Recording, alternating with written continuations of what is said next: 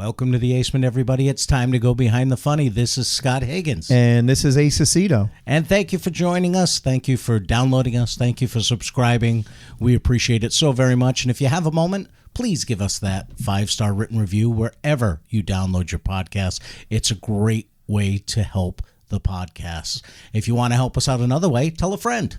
We all learn about podcasts from our friends' recommendations, and that's a way you can help us out by recommending us to a friend. And the last way, if you really enjoy the show, is to go to our Patreon page and become a patron. And that is at www.patreon.com/behindthefunny. And what that will get you, it's one simple giving level, $5 a month. That will get you a t-shirt or a mug, some sort of merchandise, as well as unlocking bonus content that only our patrons can access. Thank you so much for supporting us. If you want to reach out, you got a question for us, you got a comment, anything, please send us an email at behindthefunnypod@gmail.com. And now, enjoy the show.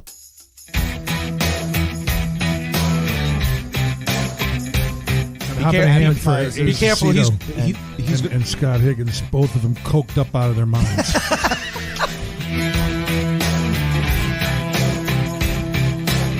Listen to you. He's down in the basement. Yeah. Oh, I love that. I think we should call this the Acement. The Acement, yes. Yeah, what do you think there, huh? I like that. The Acement Studios. Excuse me, I'm drinking beer. Hold on a second. We usually drink bourbon on our end. Yeah, right. The podcast, so That's all right. feel free to enjoy yourself. Yeah, exactly. You shoot an 8-ball if you want. We don't care, as long as it's good stories.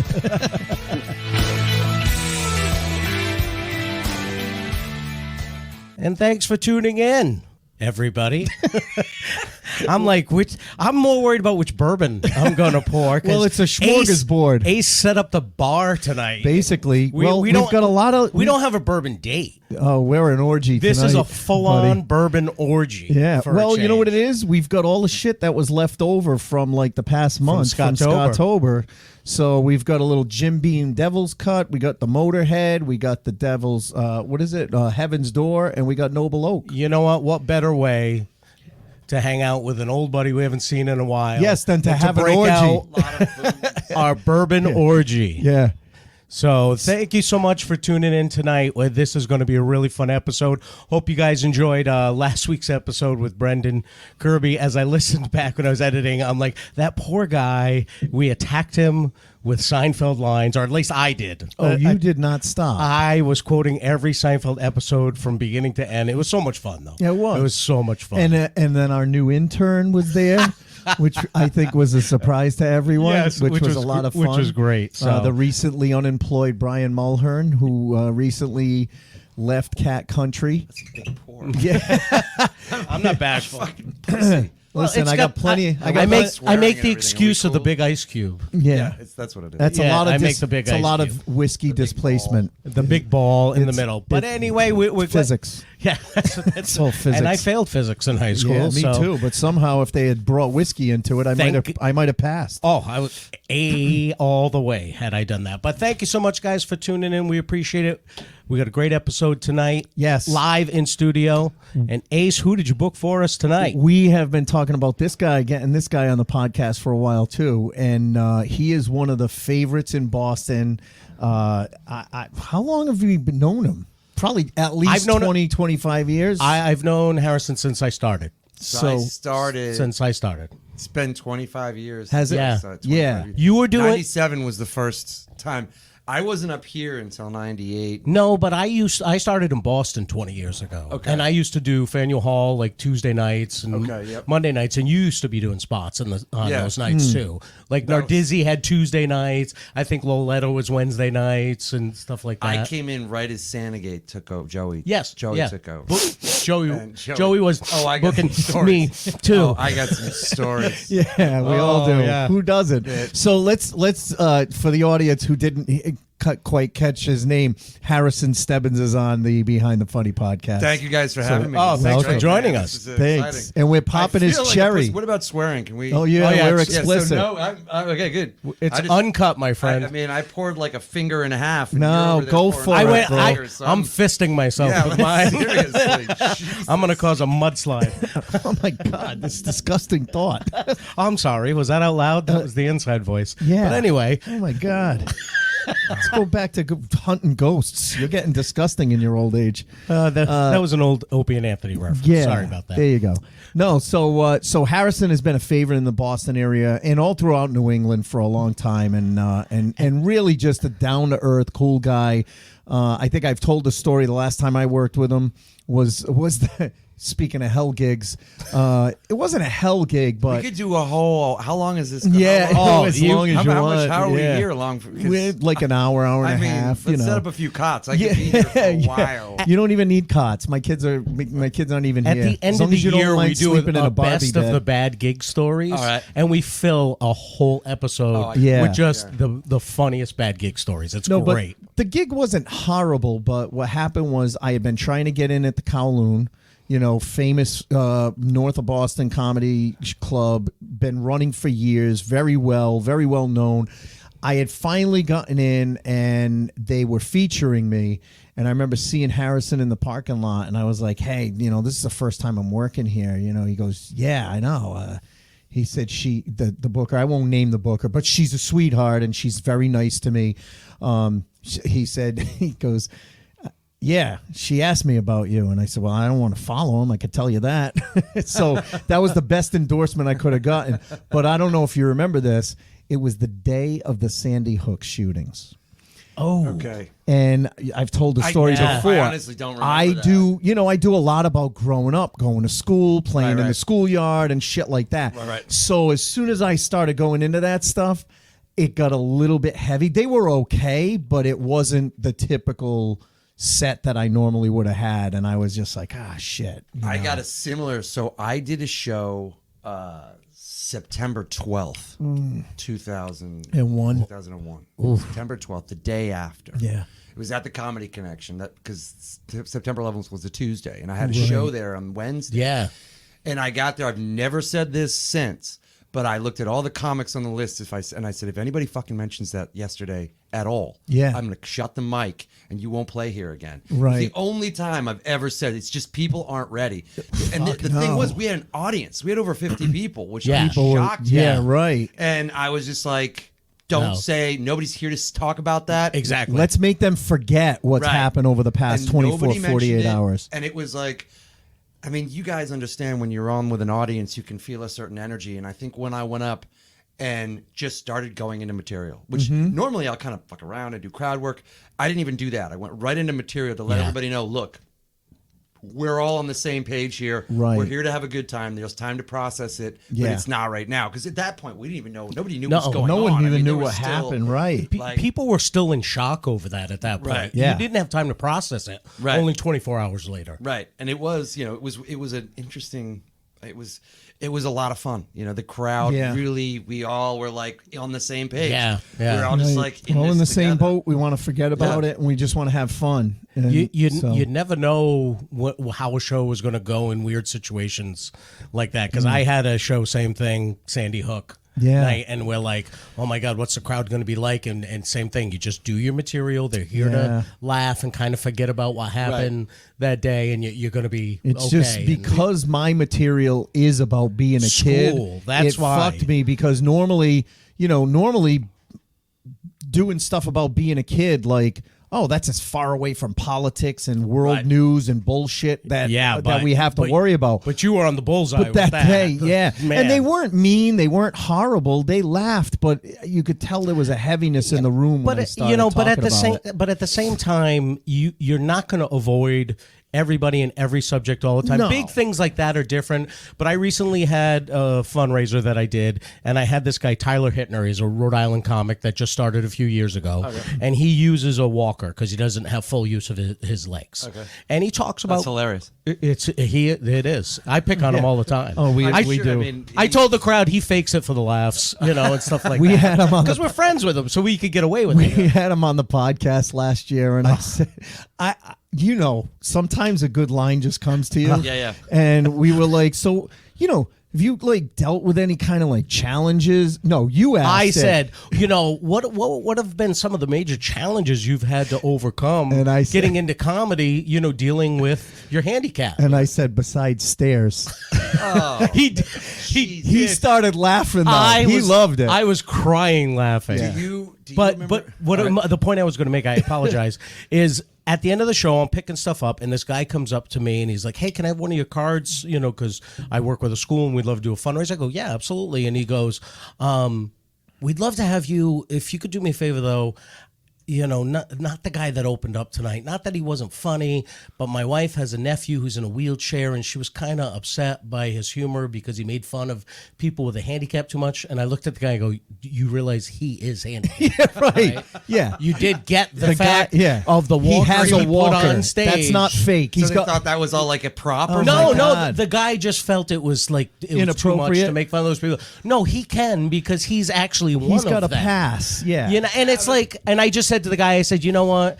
Everybody at some point is going to say something that might rub somebody the wrong way. Right. We can't avoid everybody all the Yep. time, and it's going to happen. Tough in that situation to be like, don't be so fucking sensitive, but you have to. You want to say You that. wanna say it. You want to say that, and that's why first thing I thought of was you do realize he really is handicapped, right? Like you realize he had meningitis as a baby and lost Full power use in of his legs. It's like just stop being so fucking sensitive. Yeah. Do you guys remember Matt O'Malley? Yeah, Matt Malley. So is Matt Malley? Is he still? I don't know what his. He's out in California.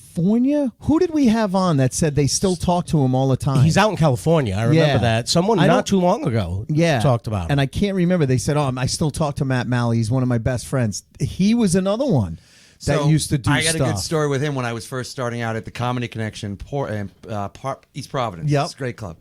And who was it? Dana?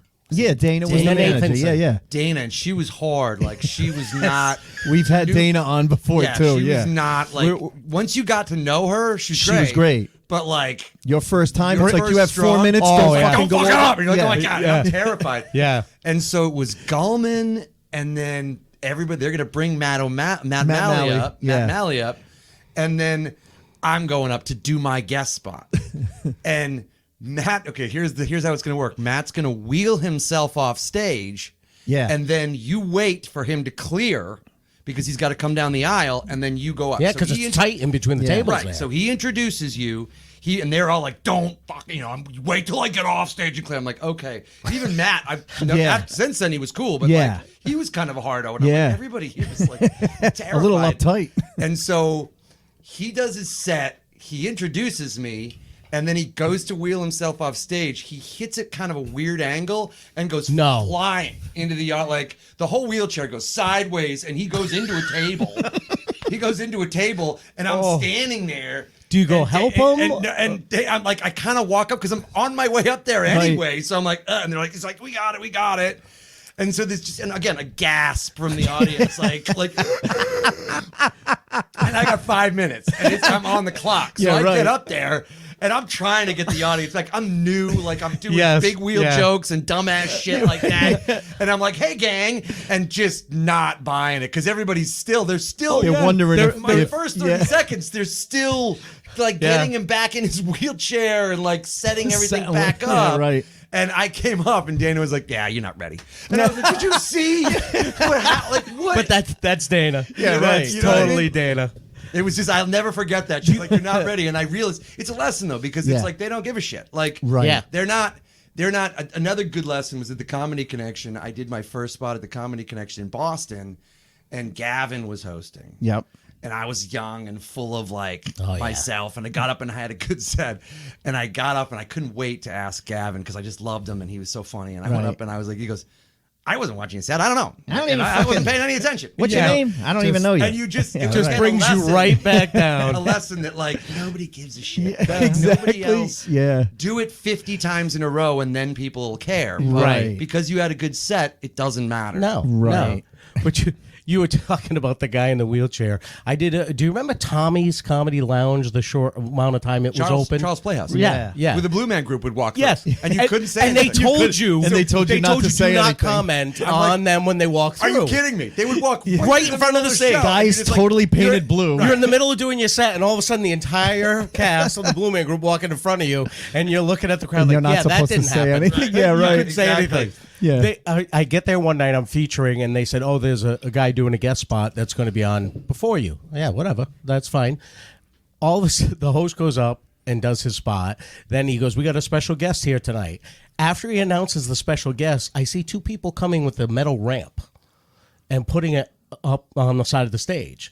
And then a guy in an electric wheelchair coming up on stage, and he's got Was one of those Stephen Hawking? programmable voice boards. He's not even talking. He's pressing buttons that tell his jokes. I worked with this guy. Yes. I didn't want to say like where he's from or too much, but No, I know. He was doing a bunch of stuff around Boston and Maine and stuff like that. Super nice guy. Well, he was very Yeah, nice. He touched base with me on Facebook Yeah. and stuff like that. Was it Stephen Hawking? Yes. How'd you know? Because I heard he did stand up. He killed too. Killed.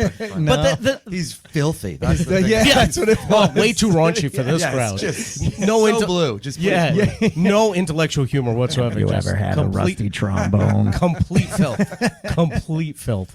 But the thing is he would finish his set and the crowd's being polite and he there was some music stuff. But then you got to wait. And you just hear the hum of the motors of the wheelchair as he's going on the ramp, clunk, clunk, clunk, and then down and away. And you're like, oh, my God. I feel like gigs like that show you the goodness in people, especially at comedy shows, because I've done shows with people like that, where with people with disabilities, where the crowd's just all on the same page, and it kind of brings everybody together. Yeah, you want they want them to do well. They want them to do well, and they feel like it takes balls. I mean, I don't care who you are, if you're in that audience.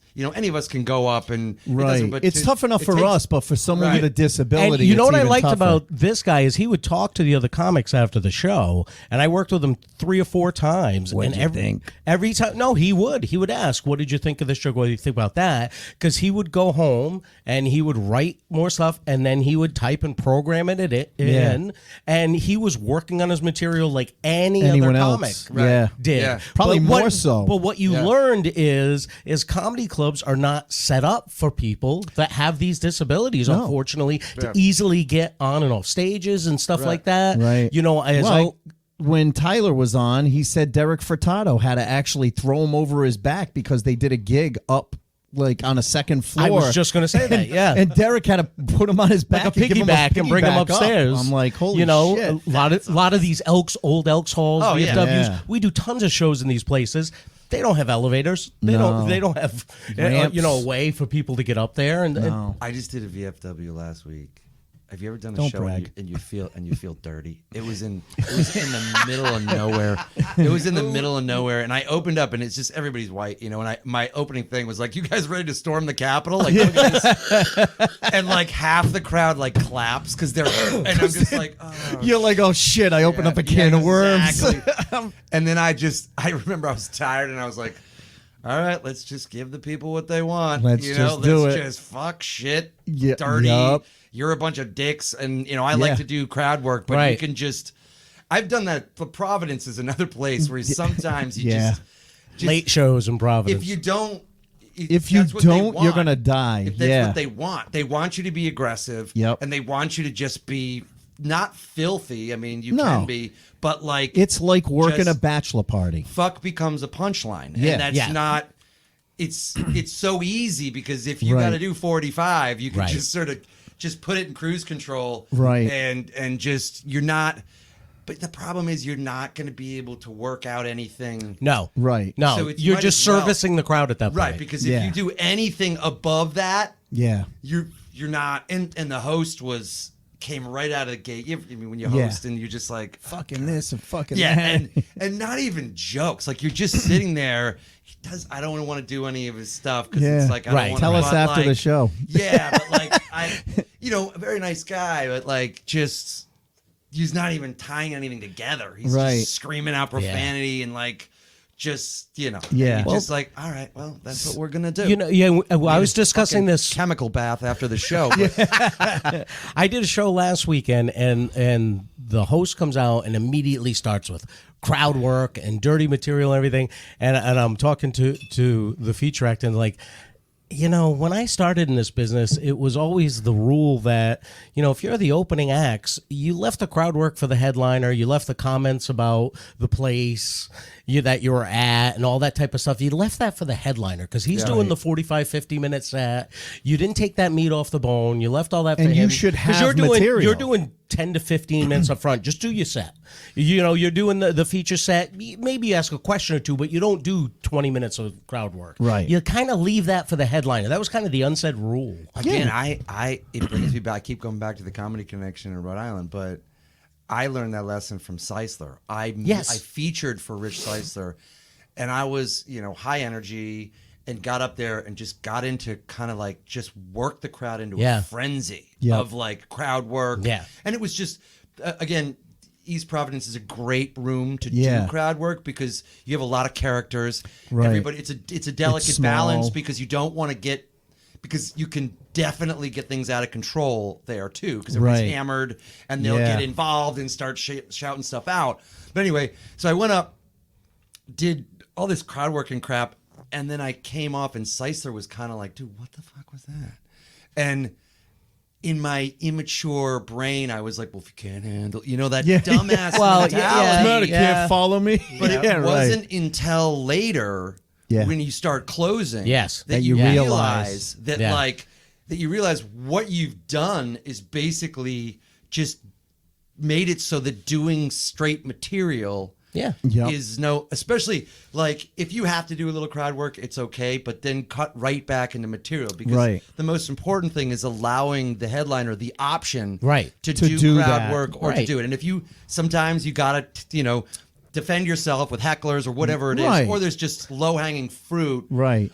But if you take away from the headliner, your job as a feature and as an opener is to set up the progression of the show. Exactly. It's to warm them up. And if you can outshine the headliner with your material, then that's one thing. That's when you get moved up. Exactly. And you deserve to get moved up, but not when you crush with crowd work. Because crowd work, especially in certain clubs, is easy. It's just there's a lot of low-hanging fruit, and you tend to, which I'm sure I did if I heard the set, you tend to be lowbrow. Yeah. It's just It's how it is. Well, that's tossing a grenade into the room and then blowing it up, and then you walk off stage like, yeah, see what I did there? Yeah. Especially if you're doing a lot of it, because I've worked with comics who've done a lot of that once I started closing, and you're just like, it's fine because I pay attention.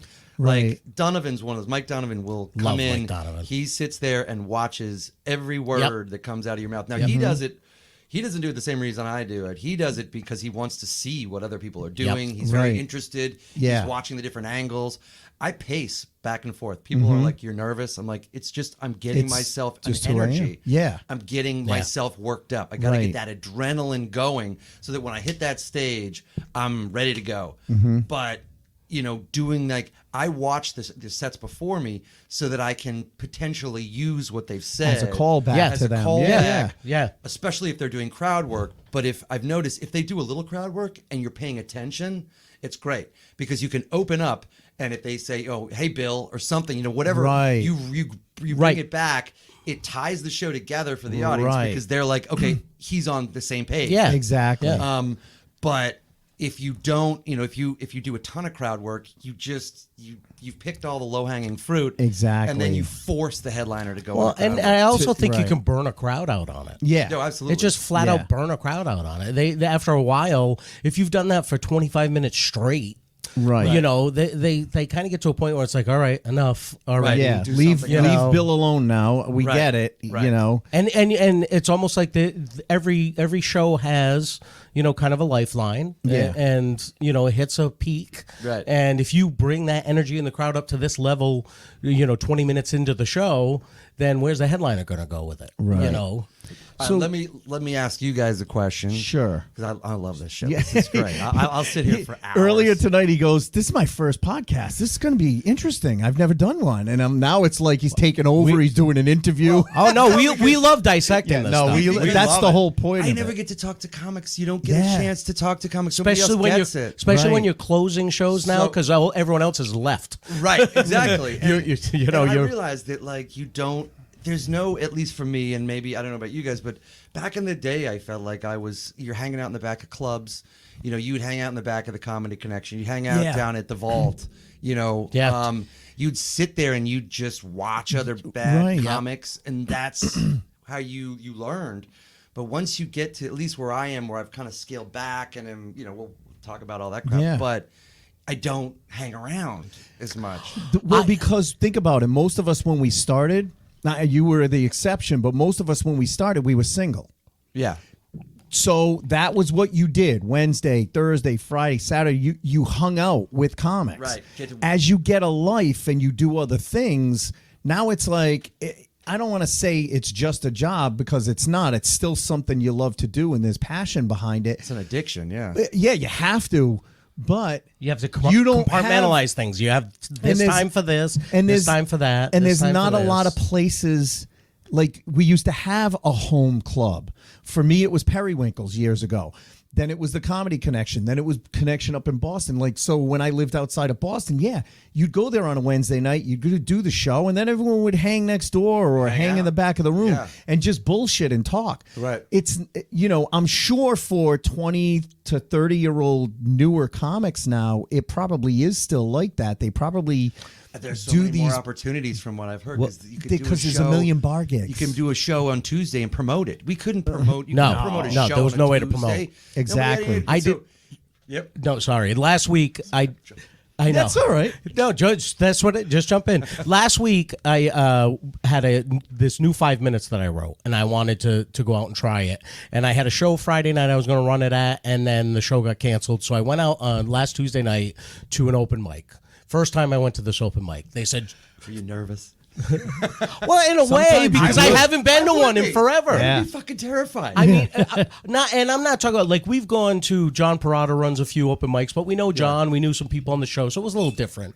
This was Except true. for when you get called up as soon as you walk in the room. Yeah, but that's another something story. different. So I go to this place. They said list comes out at 6:30. You sign up. 7:00 show starts. I got there at 6:30. When I signed up, I was 18th. Jesus Christ. Everyone gets 5 minutes. I said, okay, fine. I'll hang out. I'll see. And I didn't know a single person going up.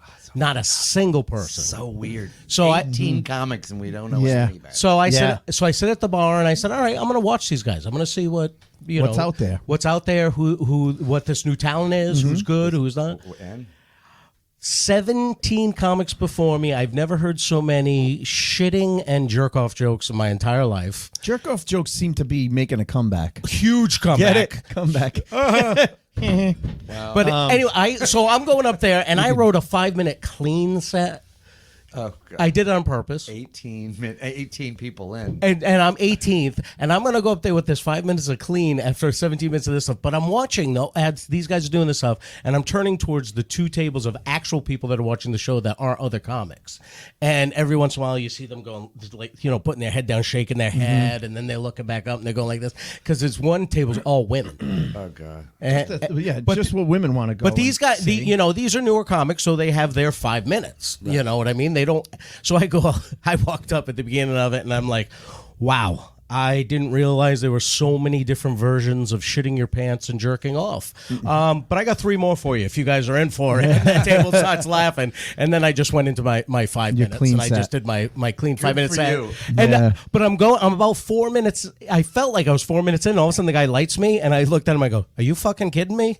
No, I don't think so. Yeah. I finished what I wrote and then I got off stage. I was not after I sat through that for the last hour and a half. I'm finishing what I wrote. And and you're And then actually I'll get getting off. laughs. You know, That's good for you. I've gone to those and been like, I'm going to do a new 5 minutes. And then I get like 2 minutes in and I just bail. Yes. Yeah, Like, and you start it's doing so your killer easy. stuff. done- Yeah, you Yeah. start. 'cause And you the last couple you times- want that laugh. And well, the last couple times that we went out and him and I did stuff over the summer, I did the same exact thing. I started doing some new stuff, and then I was like, I'm going to bring out a couple old things, you know, because you want to get the crowd going and everything. But no, I said, I want to do this 5 from beginning to end. I want to get the timing down. And I'm glad I did, because I did it Saturday night for a big crowd, and I felt more comfortable doing it. So good for you. So this episode has been Tarantino'd, as you like to say. I love doing But that. I know. love But doing I want to, because I want to learn a little Yeah, bit more go for about. it. So you started in '97. Tarantino. Yeah, in other words, we started in the middle. We start at the end, then we're going to jump. I got you. I like that. Yeah. Almost like that movie Memento. We're going to give them bits and pieces, and they got to put it all And they gotta together. put at it the end. That was a together. great movie. I love that movie. I watched it and I was like,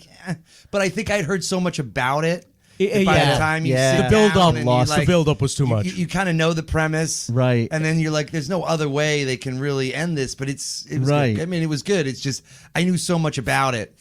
we have a couple of alternative endings for the podcast, but Yeah, no. you don't know how it's going to end yet, because we're going to throw you curveballs. But Yeah. anyway, No, I just so you said that you started in '97, but where did you grow up? Did you grow Here, up where you lived? Massachusetts, in Boston, like outside of Boston, suburb of Boston. Yep. But I was after school, I moved to Phoenix, and I was living in Arizona.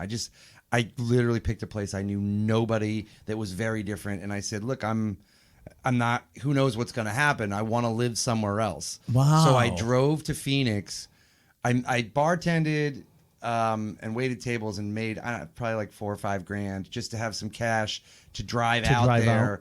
And I knew nobody, and I mean that's a whole long story, but I ended up getting a job. I stayed with a friend, and then I stayed in a Motel 6 the first night when I pulled into Phoenix, and it was like I had no idea where the bad neighbor. I didn't know any Phoenix. Usually it's around a And Motel I was 6. Like, it was on. Yeah, it was on. It was on. first clue. I was a kid. I'm in my 20s. You know, it's yeah, cheap. right. I Hey, woke up Tom the next morning, Bodette and says then, he'll leave a light on for me.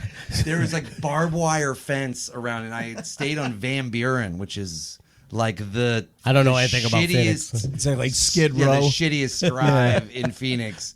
But I was working there, and somebody was waiting tables, and somebody was like, "You should try stand up."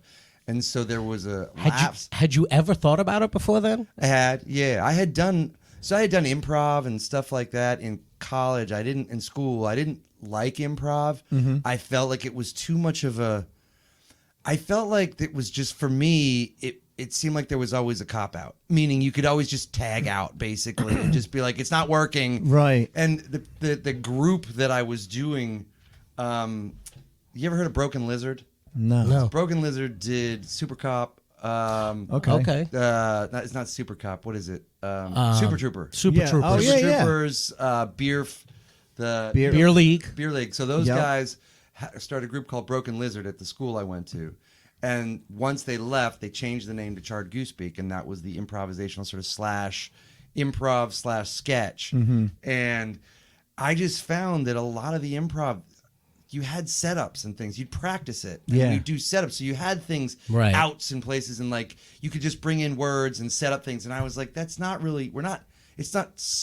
traditional improv. improv. Yeah. You know? And I love the sketch aspect of it. So I started doing sketches, and I really liked the sketch. And then I tried stand-up, and it was like, from the moment I did it, it was because there was no parachute. It was Right. just like, there was no, Yeah. it was like, if it sucks, it's on you, and there's nobody coming to save you. And I Right. love that. But you know what? That's the adrenaline rush of yeah. it. Inherently, you just because we know you are high energy. You're quick-witted. So, Yeah. and probably Not having quick-witted, that. but energy. Well, but having that improv background probably made you a better stand-up initially because you had the stage presence. You go in a contest. I liked being on stage. Exactly. You go in a liked being on contest stage. and they always judged you on 3 things: material, stage presence, and audience. Right. And I had some of those. You had I liked everything. being there. I liked Right. being there. And with improv, I always felt like, like I said, I found it liberating to just be like, this is just me. Like, this is just, Right. we're going to see how this goes. And the other thing about it is I grew up, my first name is Russell. So I grew up, my family name was Rusty. That was my nickname. Really? So Harrison was my middle name. And the first time I ever was called Harrison was at Last Comedy Cafe. I wrote it Harrison on the list. And then when I came back, I actually bothered the shit out of the guy at the Improv in Phoenix. And he finally met with me. I had this girl that was I was friends with. She was stupid hot. And I was never dated her, but I brought her to the club, and he, the general manager, was sitting right there, and You pulled a bait and switch. I totally did. She went up and started talking to him, and then I swooped in, and he was like, he looked at me and he was like, "Good for you, man." Like, he knew what you did. He knew me. Yeah. Like, I had been sending him like the tape and like bothering him relentlessly, which is what Oh, you do. you met my friend Yeah. Bubbles. By the way, he goes, "All right, meet me Monday," and I came in and met with him. Nice. And he said, "Look, you might be hilarious. I have no idea. You've done it once. Right. So I can't use you. I only book national acts, and I can't have some guy who's only done it once." He said, "You're from Boston. Go back to Boston. Like, that's where you can go back to Boston and call me. Right. You know, if you enjoy it, call me. Yeah. Like, once you get an act together." And by the time I got an act together, he was gone. But Oh, really? course. but Yeah. he was right in the sense that, like, at the time, Arizona was no. It was not a breeding ground. It wasn't a. There was no energy. There was no community there. Right. No comics, Yeah. Not a lot of stage work. And I mean, my timing with comedy has been the worst. Like, Yeah. I got in right 97. Yeah. like 97, but Yeah. 97 I didn't even like. By the time I started doing it, I went back to Boston in 98. It was 99. The first time I did it was 97, but I think my second set was somewhere in 98 at Dick's at the Vault. Right. And that was a classic sophomore. You bring all your friends, and Oh, you're yeah. like all cocky, and then you just get up there and eat Eat it. Oh yeah. like, just eat it. Yep. And I everyone's love giving you the Vault. I thought it was funny, and you're like, Yeah, oh. right. Yeah. But I love the Vault. The Vault was just a dumpster fire. Yes. but it was Yeah. Yes. awesome. So fun. But anyway, so it wasn't till I got back and I really started working on it that I feel like by that time, as soon as I got back, Dane Cook had just left. Everybody was talking about Dane Cook. Yep. And I didn't know who the guy was Yeah. because he hadn't blown up yet. Right. But comedy was sort of dying. Like, all the Yeah. clubs had closed. There was no... Yeah, there was no 15 rooms that Mike Clark had or Right. 20 rooms that Ollie had up in Maine. Right. It was You could get one... scaled back. You got one gig a night. You were lucky. Right. Especially trying it out because Yeah. there wasn't a lot of places where you could just go. The clubs that were still around, you needed to be pretty polished. And that's how I got in the Connection. I actually moved to the North End. I wanted to get in the Connection, and I showed up every day. Sandagate hated me. He hated everyone, though. He did. And then Unless you did blow with him. I know. Then he liked you. well, I did it the opposite way. I sucked up to Santa Gate because Cal Verducci and I were friends, Yeah. and Cal introduced me to Joey. Okay. And Joey said, and Cal lied to him because that's how Cal got me in a few places. Oh, this is my buddy Scott. He's from down south. He was doing comedy down there, and he moved up here. We're trying to get him in some places. Nice. I had never done it before. And Santa Gate you goes... couldn't check it back then. No, exactly. Right. Santa Gate goes, yeah, I do all my bookings on Monday. Call me between 4 and 6 on Monday, and I'll get you some spots. So I called him between 4 and 6, like he said. I was playing by the rules, and he gave me 2 nights the first time I called. A Monday with Noxie, which I loved. I still have it on tape. Yeah. That first time. And then he gave me a Tuesday night, like a month later, and stuff like that. And he was always nice to me because I called him when he wanted to be called. I didn't ruffle feathers. He liked that. The reason we got along was because it was just like out of a movie. They needed a comic. Like, they didn't have enough comics on the show. Right. So he's like, I'll give you a shot, and you better not fuck it up. Yeah. And I went up and had a good set, and his girl that he was dating was in the audience, and she liked me. Right. And then it kind of spiraled from Yeah, there. 'cause And you I were- liked- you I liked were- the party too. So You were a he Wednesday liked night that. regular, right? I hosted the Yeah. Wednesday show. You hosted. after Gavin left. Yeah. Yeah, Well, that's right. I remember that.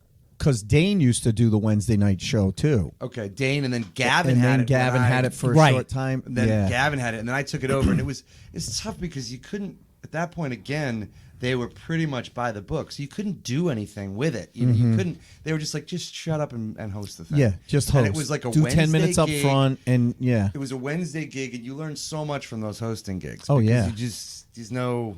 Yeah. You're going up to a cold crowd. Because I started in 2001, and like I said, Monday was Noxie, Tuesday was Nardizzi, and Wednesday was you. Yeah, and when I was, like I said, when I was one of the reasons I sort of stepped back from comedy as like a full-time, more of a side hustle than it was a full-time thing, was the aforementioned. We were just talking about the person I won't remember, just so they can't draw. Yeah. We were sitting there, and he just looked like death. Like absolute death. And it was towards the end of his tenure. And he had really kind of fallen off the rails. Like the shows he was booking were people he owed money to. Yeah. And so you just had this, just every Wednesday I'd show up and it would be the same idiots who were basically financing his habit. Yeah. And so I just remember, like, dude, what happened to you? And he looks at me, I'll never forget this. And he said, I was up until like 8 o'clock this morning. I was blowing blood into a t-shirt, is what he said. He said, I was blowing blood into a t-shirt. And he looks at me and goes, you know what I'm talking about. And I was like, no, I don't. I know. Why do you think that I would know that? Why? What is wrong with me that you think that I would know what you're talking Like about? I have a reference to what you're talking about. Which means he's doing lines. Yeah. So blowing much blood into a t-shirt, So much. and then continuing, And then to continuing try to to do do lines lines. with Yeah. bloody nose. And I was like, Yeah. dude, that was one of the reasons it was like a wake up call for me. Like, and I didn't feel like I had a problem with it or anything. I just said, like, this is a destructive lifestyle for me. Yeah. And again, it was sort of, comedy was dead at that point. Like there wasn't, unless you moved to New York or LA, there was you weren't going to be able to do get anything. Discovered anywhere and you else. still had to do. It was this weird sort of purgatory for comedy because you still your only shot was a sitcom or something like that, but you had to write it, and they were drying up. Yep. And beyond that, like the days of going on to like Carson or going on or to late Letterman, night or any yeah. of those, that was a career builder for you. It didn't matter. That was all. That was all just sort of. It didn't have the punch, for lack of a better term, than it had. It didn't. Nobody cared. Right. Right. And then as soon as I started a business and sort of stepped away from it, I said, look, I'm not going to promote myself, but if people keep calling me, then I'll keep taking the gigs because I don't want to take work away from anybody else because I know how tough it is, especially at that point. Right. And then, of course, YouTube comes out, and now we're at a place where there's this complete resurgence. You could do comedy from anywhere. Yeah. And now Netflix and all these places are falling over themselves to give out. Right. So you can actually make a hell of a lot of money as a stand-up, which you really couldn't do. I mean, you couldn't do back in... And look at what some people are doing now. They're producing their own special. Right. And then either shopping it around to Netflix or saying, fuck it, I'll put it on YouTube Like or I'll Louis put it CK on my... did, or he puts it on his website for $1 and then, and it blows up. And it blows Like, up. You know what I noticed too is like the newest thing, and I just... Because we all work day jobs, so it's hard. I don't have the time to sit down and figure out fucking TikTok. Right. But there's a million comics on TikTok with like a 30-second bit where you don't even have to listen to it because the words are coming up on the screen, and I don't know how to do that, and I want someone to show me. That must be somehow Facebook Live. We're all old men now, so we're on Facebook, which is like basically we're like the old pedophiles. Where social media, just like, well, that's sexy. Facebook is the current day MySpace. Oh, it really is. We're It just really the is. old guy stuff. But I just saw, TikTok is obviously a Chinese company. Yeah. Yes. Do you know in China, TikTok is a completely different app? Is it really? So we in don't China- have the version that they have in China. It's all educational. Yes. Kids can only watch it for 40 minutes at a clip before it I just shuts saw off that for like the day before But yesterday. it was on 30 minutes. But 60 yes, minutes. 60 minutes. They mushed the shit out of our So kids' fucking when brains. they send it out to the West, Yeah. they addicted us. gasoline and antifreeze. Oh my But when God. it's- Yeah. When it's like the kids in China, it's educational and they Oh, have yeah. like boundaries. Well, It's I would say basically. mine's educational. My kids were laughing at me the other day because all my TikToks are comedy and hot women, hot women dancing, and I don't know how that happened. I gotta get a TikTok then. Oh yeah. Oh, I've never. Did you guys ever do any? Have you done any like dating apps? Like dating Oh apps? yeah, I'm on them, and I actually wrote a joke about it. Yeah, I gotta hear this because I never. I wrote a joke about it. I've been married Honestly, 31 years. I've not been on any dating. But you know the Blowjobs interesting are just thing. as good as you remember. Yeah, but you know, Are the, they? The interesting thing is, What is that? A How do you what? spell that? Is that with a B or a P? is that a Hummer? So you're saying the interesting It's a thing? callback. The interesting thing is, though, honestly, I have not had one actual real date materialize off of any of them. Like, I'll swipe right, I'll swipe left. But he's got laid a You lot. match with people. No. But in other words, I'll match with people. Either I have buyer's remorse, and I'm like, was I all right? Was I drunk when I swiped right on this? And or I'm like, oh, she's really cute. Like, I'm gonna write to her, and I write to her, and then she fucking disappears. Happened to me 2 days ago. Yeah, that's weird. She wrote to me first, said, "Hey Ace, how are you?" And I go, "Good. How was your weekend?" Blah blah blah. And then all of a sudden, she unmatched me today. I noticed. I'm like, what did I say? I said what my weekend was. You said what your weekend You was. have no online game whatsoever. Do you put your this from a guy who's been married 31 years? yeah, right. Like, online game. I have Why don't all you 20 set up an account. And No. just see how it goes. No, I have all 20-something guys that work for me. They know how that online game works. I'll have one of them I set don't it want up to for play you. a game. I just fucking want you. I asked you, how was your weekend? Good. I did this. How was yours? Good. I did this. Had a show. Blah blah blah. You know, It's that was tough. it. If you don't have a show, I mean, that's I one thing I think- noticed when I was doing, especially when I was doing comedy a lot, is if I didn't have a show, I was the biggest loser. Like, I didn't know what to do with Yes. myself. Yeah. Yeah. I didn't know what to do. Well, with I mean, myself. I've got 3 kids, and you know, so okay. that kind of keeps me busy. But I think honestly, with this one, I of course I stalked and figured out, you know, looked at a Facebook profile and stuff. I know. And he wonders I why she just- unfriended Well, him. up until a few months ago, guy's she was with stalking me and No, everything. up until a few months ago, she was with someone. I happen to know the guy, and I wonder if she realized that I know the guy and was like, oh, right. because literally a few months ago it was happy 2-year anniversary, babe. And now all of a sudden she's out on a fucking dating app. Unless she's still with the guy. I was just going to say, she might still and be is with out the there guy. fishing knows? and goes, oh shit. You Yeah. know, I don't know. I don't know why. We'll find out. But Now, here's a callback for you. Harrison, you are one of those comics. We had Bob Marley on. Oh, Bob's and the best. Fantastic.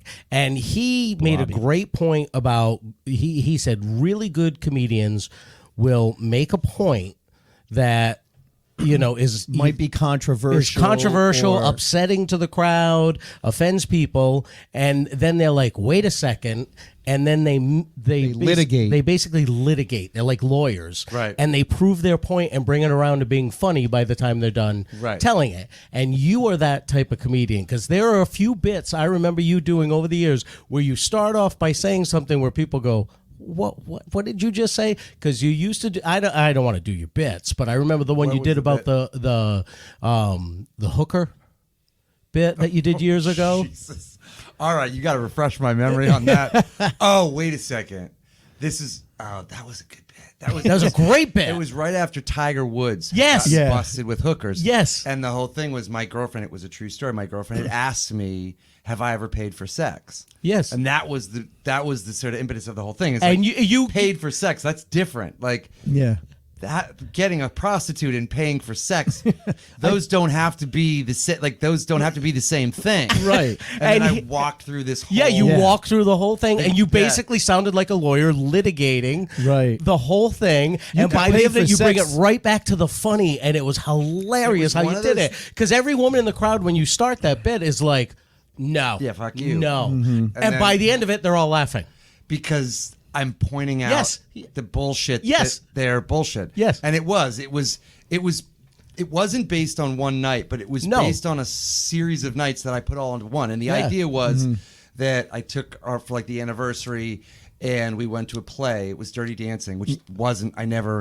We always take a little. It wasn't. I had gone to a play, but it wasn't Dirty Dancing. Yeah. But that was a better reference, Right, Because right. that was the hot play at the time. Yep. And I was like, I may or may not have said it was dumb as shit, and like she got mad. Yep. Which again happened. Yep. And like the whole thing is, I spent all this. Like, Well, in other words, how much money was the play? it's how a much money was 5-minute this? thing, yeah. Right. Yeah. And in the end, like she's mad at me. I don't get laid, and I have to spend more money to win her back for something that really was her. She created the drama. So you essentially did pay for sex. Yeah, and I said, right. In the end, it's just easier to pay for, like, just get a fucking hooker. Just to get a hooker. Just get, like, pay for the sex. That's awesome. And the funny thing about it, though, Scott, was that a lot of times it would hit. And when it hit, it was great. It was big. Yeah. It was big. But if it didn't hit, it was so much buildup. And then you just hit it. And it didn't work? It was. And did you have to dig yourself out of a hole after? I mean, that's sort of my brand is like, well, fuck you anyway. Like, if you don't like it. Yeah. Right. So but you guys have had bits where it's like this big crescendo and it just goes. And you either get an applause break or you get, and if you don't get the applause break, essentially the buildup was it's unsuccessful. It's anticlimactic. Because the whole thing about that, it was 5 minutes. Yeah. I could make it go on forever. And it would speed up. I would speed up the cadence, go one, bang, and then bounce back and go bang, bang, bang. And then finally I was like, it was a pay build. the sex. And you had to get that hit. One of the best jokes. It was this build that would just keep building and building and building till you hit it right at the end. And it was like a cab. Yes. And she got out of the cab and like slammed the door and you know him with his energy while he's telling it, he's jumping around emoting the the whole stage. time and Yeah. everything. And I had the first bit that I had like that was one of the first, which I haven't done in a million years. It was a good bit. And it was just, but it became a religious thing. And the whole thing was just about waiting tables. I always thought that we should have, like a draft where everybody in their early 20s has to wait tables for 2 years. It would just make people, like, if you have to work in customer service, any level of customer service, it would imprint for the rest of your life where you're not a douchebag to service industry. Service, which is a huge thing. Yeah. To me. Like, I'm the last of the big tippers because I did it for years. But the whole thing was the waiter at Jesus' Last Supper. And the whole idea was what goes on in the kitchen. I just used Jesus' Last Supper as something that everybody's familiar with. Right. The idea was what was going on in the back, where you have to kind of go out and be like, everything's cool. But in the back, you're like, they fucking guys. Like, and the whole thing was how much like, fish do we have to fucking buy? the whole thing was, they brought a bottle of wine in there. I went out there, I put water in there. They come back, they're all drinking wine. Like, I'm not making any of it. Like, and it was this whole build-up. Right. But, like, it was funny. But if you didn't get that hit at the end, it was like it was either 110% or 10%. There was no middle ground. And that's the challenge with a storytelling joke that is long. Right. Because you have several like that. Especially like I do a lot about being Catholic and religion. Right. And that's the same thing. I will do the wedding a Cana joke, and it either crushes, a great joke. When I grab the mic and I give Jesus a noogie, it either fucking crushes or nothing. You hear the fucking air suck out of the room. You know when it's and happening. then you're like, this is, how do I get out of this? How am I going to do this? When you guys are doing those type of bits, those big long bits, people like you are fucking laughing in the back when we die. And you can feel the crowd either going with you or not going with you. And if I'm in the back of the room watching you and they're not going with you, I'm having the time of my life. Well, that's watching always. you. I love watching people eat it. Oh, of course. It's one of our friends. It's one of our favorite things to do. Yeah. And I was trying to think about it on the way here tonight. I think the very first time I ever saw you was at the Connection, Faneuil Hall, when I did one of the Wednesday nights. But one of the most fun times I had working with you was for a booker. You'll remember her. Sweetie, how many people do you got coming to the show this week? Yeah. Jimbo's. Put your flyers down. Get your flyers. Did you get your flyers? Did you pass out the flyers? Let's fucking do this show. Yeah, I remember. Jimbo's Five Corners. Jimbo's Five Corners. Man. That was a good show in Braintree. I'm just going to open with a quick 45 minutes. About the Here's dog. my intro. Here's my intro. Just shoot me. Flop, flop, You flop, may flop. have seen her in Schindler's List. Exactly. She would give you the host. Okay, here's the list of instructions. It was like pages you'd have to read. How many? Best credits was the show Just Shoot Me. Yes. The David Spade vehicle Just Shoot Me. But she actually conceded to me once. She was an extra that never made it into the show. Yeah. She was on the cutting room floor. Yeah. So she was an extra. She was.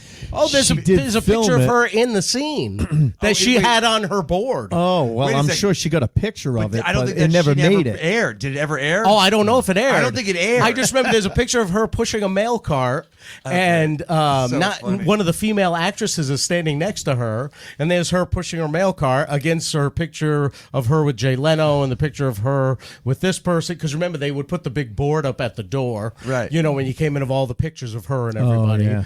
You remember Brian, the guy? Yes. He Yes. called me. Now he would do this every now and then. He did it not too long ago when I was in the middle of something at work and I can't talk. But he called me. He was like, "We got to get things going again, and there's not a lot of good clubs in the South Shore." And I'm like, "Okay, so what are you calling me to book me on it?" He was like, "No, but like, I mean, we got to get some money together, and we can." I'm like, "So okay, just to be clear, so what you want me to do is find a venue, finance the project, headline the show."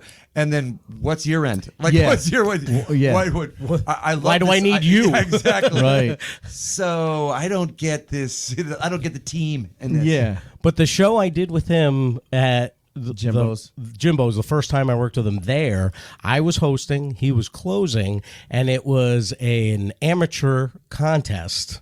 Mm-hmm. And the person that won that night, do you remember? It was our good friend Christine Hurley. Oh, really? Yes. Dude, that's so funny. You're like, do you remember? I'm like, no. Because I was closing. Like, what do you think? I was in the back doing nothing. Well, and what I remember was, yes, you were because you were like by the bar area, Yeah. and at one point, Annette is like, all right, we're going to collect the scorecards and see how they do before we bring you up. And there's like a 20-minute pause in the entire show where nobody's on stage, nobody's talking, no one's doing anything, and then they're going to just bring him up Cold. to do cold. It wasn't well thought out. Yeah, you think? It was just so bad, and I'm like, I go to him, I go, what do you want me to say about you? He goes, it really doesn't fucking matter now.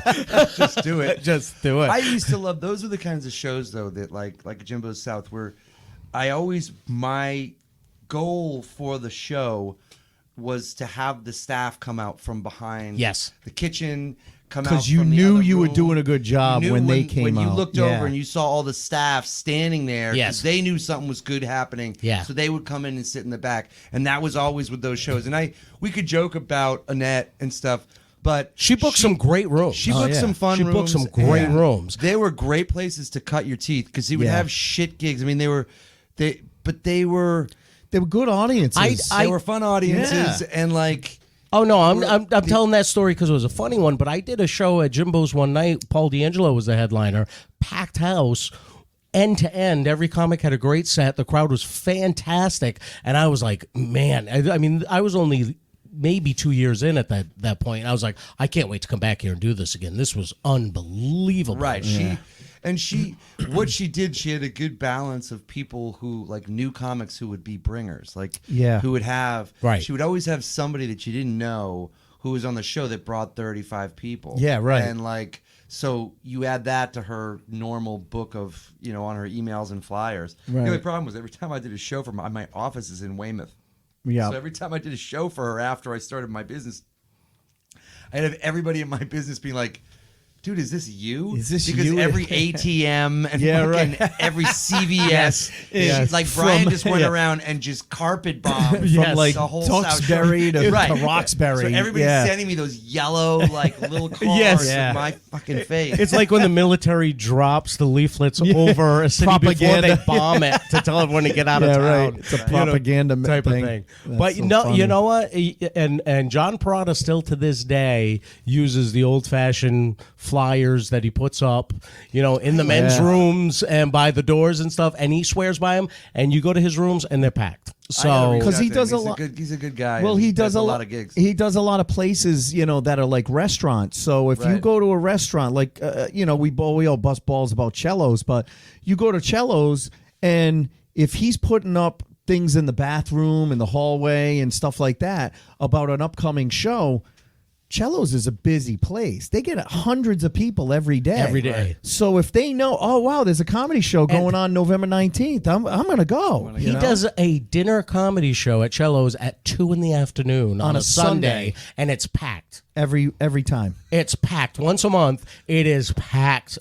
Sold out. But that's because they all go see Brian Vincent and Grandma Martha. Have you ever worked with Brian? No. Brian Vincent is 38 years old. He looks like he's 80. He looks older than me. Yeah. Is he a booker? Or? No, he's a comic. He does a lot of George Burns type of one-liners and stuff like that. But then Gracie. But then that wasn't enough. He said, there's some material I couldn't get away with. So now he dresses in drag as Grandma Martha. He looks like Sophia from the Golden Girls. Exactly. But it allows him to get away with jokes that he never would have gotten away with as an older jokes man. that he can do as a woman. I respect it's crazy. that. I respect that. It's crazy. I'll show you pictures of him later. I know Bob Gaudreau used to. Bob Gaudreau? Well, Bob Gaudreau used to get in drag. I haven't seen him in a years. I got to work with Bob one weekend before Christmas where he wore his Christmas tree. He was outfit that lit up because he did his Christmas show. Okay. Yep. He just reached out to me this weekend. He used to dress Bob was up. a great guy. He used to dress up as the old grandmother, where he'd get on the stool that's what I mean. with his knees under the sweater that's and the right. big boobs. Yeah, we got to get him on. I think he would come on. Italian Nona or something like that. Yep. I think the problem, Bob did a lot of good, like solid impressions, but they just aged. Right. And it was more difficult for him to and he do. wasn't doing newer impressions. And it's just one of those things. But don't you think impressionists are hacks? Yes. They're just such hacks. Yeah, thanks. I didn't know that was a question. I thought we knew. I mean. Oh, yeah. Excuse me, but what the fuck is that? I mean, you guys are. Oh yeah. The only thing below Talk you is about prop baiting comics. it. And I don't even know if that's it's a fucking neck and neck. Oh wow.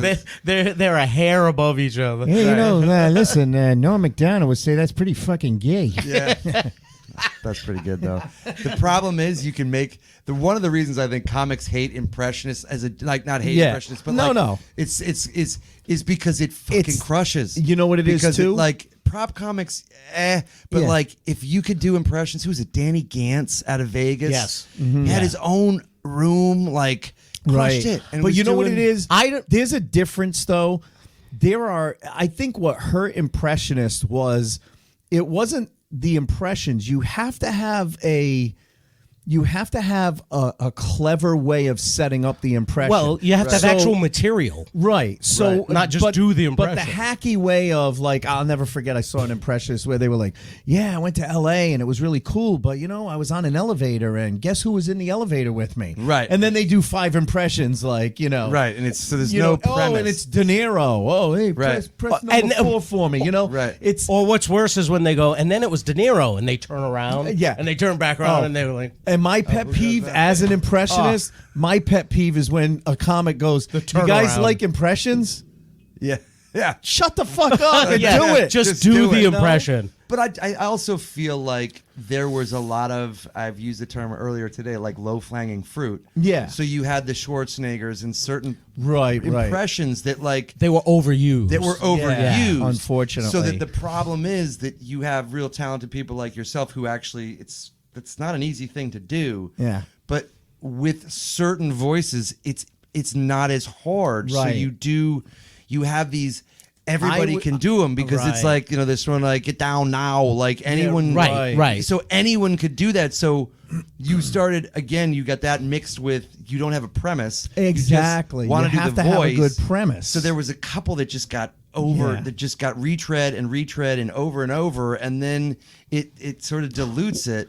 Right. Well, no, right. And I think the ones that I do that are probably the most overly done, everyone does them, Christopher Walken, but I don't even do that. But I was going to say, you don't do that much in your act. I have that one bit, but I don't do it all the time. That often. But I think Gilbert Gottfried and Bobcat Goldthwait got overused for a while, but that's why I tried to do other stuff, and that's why I started realizing and I love Bob Gaudreau, but I didn't want to fall prey to what he had fallen prey to. Like, he does a great Archie and Edith Bunker, but nobody knows fucking 30-year-olds don't know that. I did. So I tried to do newer stuff where I was like, wait a minute, I could do the characters of Family Guy.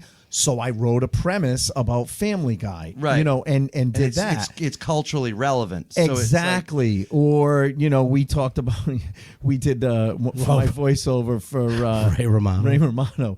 We did a voiceover thing, and I go, what the hell can I do for Ray Romano? And he's like, well, how he's always like nervous and stuff, and he's always like, I said, have bashful. him receiving an award. Yeah. Okay. So. But at the end of it, it's not like a TV award or a big award. It ends up being like a 4-H award. A 4-H award for the best pig at the county fair. At the county fair. Good. So he's like, oh my. Oh, Jesus Christ. Oh, look at this. Oh, this is so awesome. I can't believe I won this. That is a I'm good so impression, though, embarrassed. man. That is solid, though.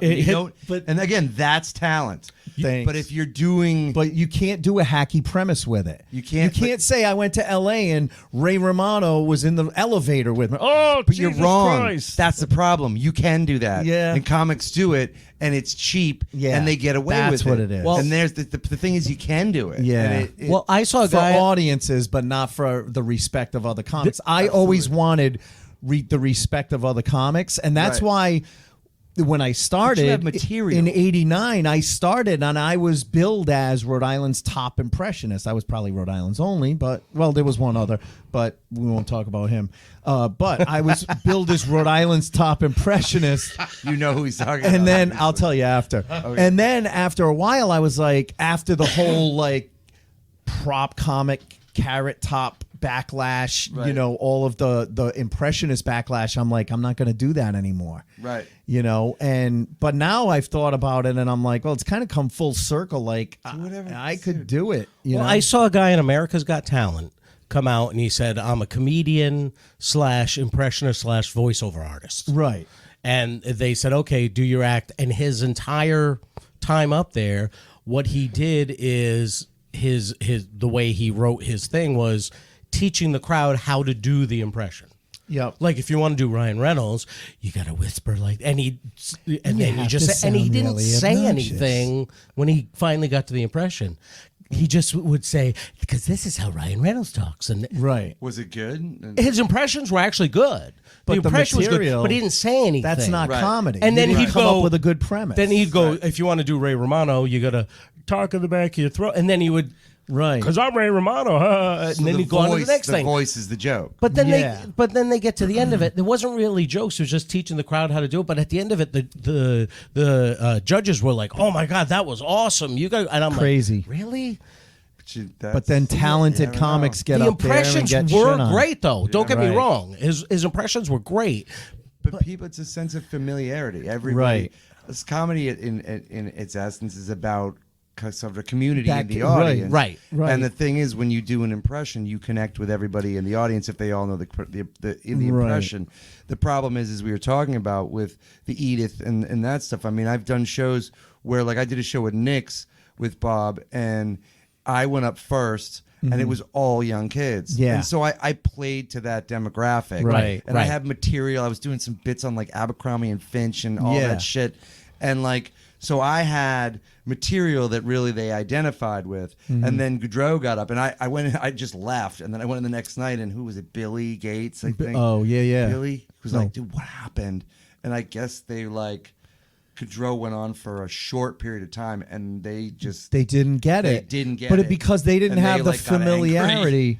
But like you said, they didn't have the familiarity. His impressions are dead on. Awesome, but they're just outdated. If They're he's outdated. doing it to a 55+ community, and you're doing Archie and Edith Bunker, absolutely. But that's why you have to adapt and know your audience. Like I love doing Norm Macdonald. Right. Comics know Norm Macdonald. Right. He, unfortunately, as great a voice as he had, he never did like voiceover, like a cartoon or something. Right. Like even young kids, if I do Gilbert Gottfried and they're like, huh? And I'm Aladdin. like, do you remember Iago and Aladdin? And then they go, oh my God. Right. But because you have to constantly be doing other voices, but that are relevant. Again, if I'm everybody. doing, if I like I said, I love doing Norm Macdonald, but I haven't written a joke with him in it. because the general public wouldn't know Norm Macdonald. Right. Yeah. You know, And that's one no, for the green voice. room. They don't know that the voice is dead on. Right, It doesn't do you any good. Yeah. No, but when we're hanging out with other comics and he does the lines of Norm Macdonald. To this day, Stacey Kendro every dies time every time he does the line. Every time she sees me, hey, Ace, you know, that's pretty gay.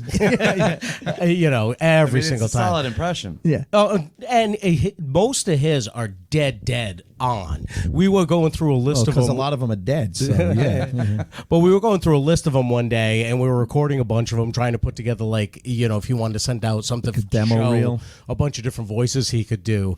And I'm sitting here, and we're recording, and I'm trying to be real quiet, and he's going through the voice, and all of a sudden I'm like laughing or something like that. Sorry, man, we got to record that track again. That was so good. You know, it was fun you're just laughing listening over it, to yeah. him, and a couple of them he was working on them, so it was fun to watch somebody as they developed, you know, the voice and put yeah. it together and everything like that. But let me ask you this: 25 years, is quite a long career, and I've been blessed to work with you several times, and I always love watching Blessed. you. That's No, an interesting way I to put it, but thank you. No, I always. You're one of those comics that no matter what, I'm going to watch.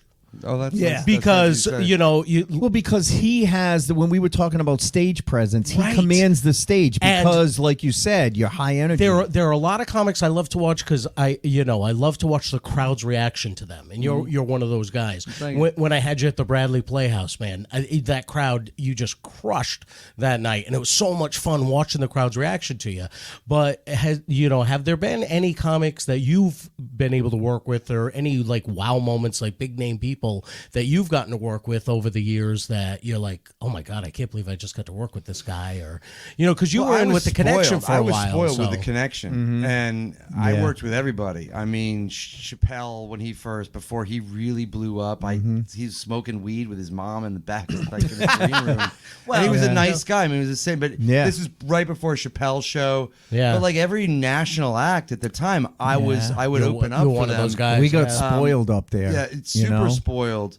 But a wow moment for me in terms of like, I don't remember ever having a wow moment watching a comic. Or Because just- I was just I was any wow pretty moment for dialed you. into myself. The wow moment for me was I worked with a comic, and I'll tell you his name later. But he's a comics comic, a New York guy. Yeah. And I wonder who that could be. and I worked not. It's, No? it was It's not Dave Attell. Yeah. It's Dave Attell. Yeah, That was my horrible impression of David. that was Attell. bad. Yeah. You got to work on that one. I know. That I was- know. This is remember when you say he's working it out. I'm like working that? it out. I'm working it out. Definitely. You gotta give him a break little some, you gotta while. break some eggs. Oh, You give him a little while, he'll have it nailed, though. I will. So I worked for him at the Comedy Connection, and I was like, this guy, he's a super nice guy. He was drinking, and we went out afterwards and had a lot of fun. And then he had a show called Insomniac. Insomniac. Yes. I was just going to say, was this Insomniac, before or after? It was right at the beginning of this first season. Yep. And then the next time I worked with him, one other time I worked with him, he was nice enough. He called. He was doing like a live Insomniac live tour, and he called me to open up for him there. And that was that's when I knew. Another time I knew I was like, oh, dude, I gotta settle down now. I literally woke up in bed with a woman and in my own bed. Had no idea how who it she got was. home or who she was. Wow. And she was nuts. But I dated her for 2 years, but she was nuts. No. I got to call her. I did. If she's still alive, I'd be surprised. Not because she's old, just because she was nuts. But I worked with him, and then the Comedy Central live tour. So I did the Orpheum with Attell, Lewis Black, and Mitch Hedberg. Right. Holy shit. man. That's a lineup. But my point was, so the last time I worked with him, we went out, and it was at the old Comedy Connection. You remember Andy's convenience store? It was right by the Haymarket, and they sold pizza. And it was like, it's right by where the Green Dragon is? Yeah. The Green Dragon show. So there used to be a convenience store right there. I don't know if it's still there, but you could get slices of pizza, and they had like a little place where it was like they made their own pizza. It was good stuff. And he was like miserable because whenever he went out, people would recognize him. Right. And it was especially like drunk people at night. So well, like, because that was what his show was was his whole, about. that was his whole thing. So like he was miserable, and it was a result of his popularity. And so he sat by a dumpster between the convenience store and the Green Dragon. I went in, grabbed slices, and came back out, and he was some kid had found him and was like in his face, like, dude, where are the cameras? Like, let's do this. And he was just like, it fucking sucks, dude. I can't even go out and have a drink. Right. And I remember it was a aha moment because I was like, the whole goal is to kind of get where he's at. Right. And he's not even enjoying it. To trade places with you. And he's miserable. Yeah. And it was like, what do I really want out of this? And that's when I, it was that was the same time where Santagate and that whole thing and like, it all kind of came together. And I was like, this is a destructive lifestyle for me. And I don't think, I was always like, again, for your listeners, you have to understand back then, there was no YouTube, there was no Netflix specials, there wasn't anything. Like you had to, comedy was simply a vehicle to becoming famous, which is how you would make your money. Right. That was the only track you had. There wasn't, and you didn't become famous doing comedy. It was to become famous to get a sitcom to be famous. You know what I mean? To make a living at it. Or you were a writer. Right. But in other words, it wasn't like you were going to get catapult in comedy to become Sebastian Maniscalco and tour theaters or arenas, The only time that it was like right when I was getting out was like I worked with a guy who had just sold out the Hampton Beach Casino Ballroom, was selling out everywhere, and he came to Boston and it was like 60 people. Wow. And there was nobody. And I was like, who's this fucking guy? And he's like, Jimmy the electrician or something like that. It was Larry the cable guy. But nobody knew in Boston. No one knew in Boston who he was, right? New Hampshire, they all love him. Right. But nobody knew who he was. And I remember I was talking to him backstage like the nicest guy. Yeah. And I didn't know. He's very articulate. He's they said he's off stage. That's a thing's persona, an act. right? So Dan Whitney. That was another sort of like aha moment where like he goes on and, he wasn't even in costume, really. And we're talking. He's super nice. And then I bring him on, and I'm like, who the fuck is that? Yeah, right. And he gets up, and I'm like, get it done. And I'm like, and then he comes off. He's like, great work with you. And I'm like, all right. I say, my good man, All it was right. so nice working with you. Exactly. Exceptional set. Yes. Quite something. Well done. So, I mean, there were a lot of those things. I mean, there were so many interesting moments. But the connection, when I found out the connection was closing too. And I actually have the distinct, I was the last person on stage at the Comedy Connection. Were you really? Really? So, Joe Matisse. Yeah. Joe Matisse was headlining. I was featuring. And they had told us that this was going to be it. They made no announcements about it or anything. Yeah. And so I went on and I was like, you guys aren't going to believe this, but this is the last show ever at the Comedy Connection. And they're like, what? And I'm like, have a good night. Wow. And I still have the stool from the Comedy Connection. Do you really? In my basement. And the best part about it is, so it's black. And if you flip it over, there's gum. There's 2 pieces of gum still on there on the bottom of it. People had stuck gum. Yeah. Yep. But they're black too. So they took a regular chair, and just spray painted the chair black after the gum without was on it. taking the gum off. So whoever's still there.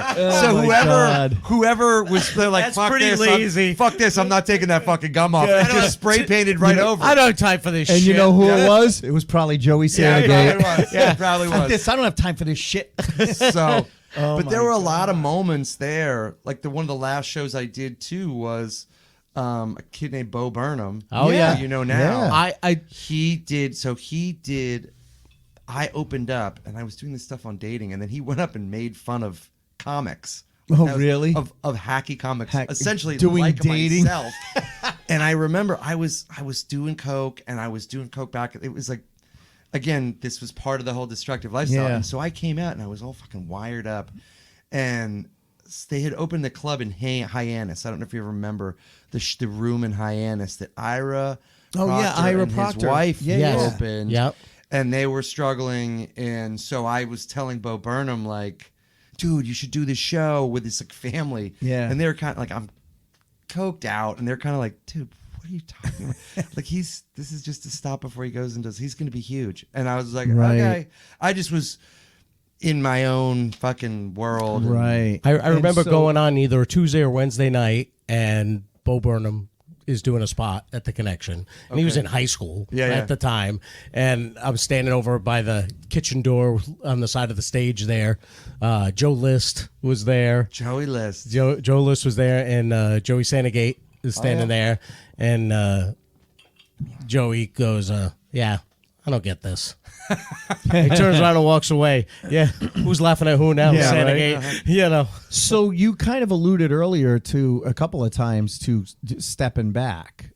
So was it after you started your business, or had you already started your business and then you decided to step back? It was when at that point I knew that like I wasn't going to be happy doing stand up.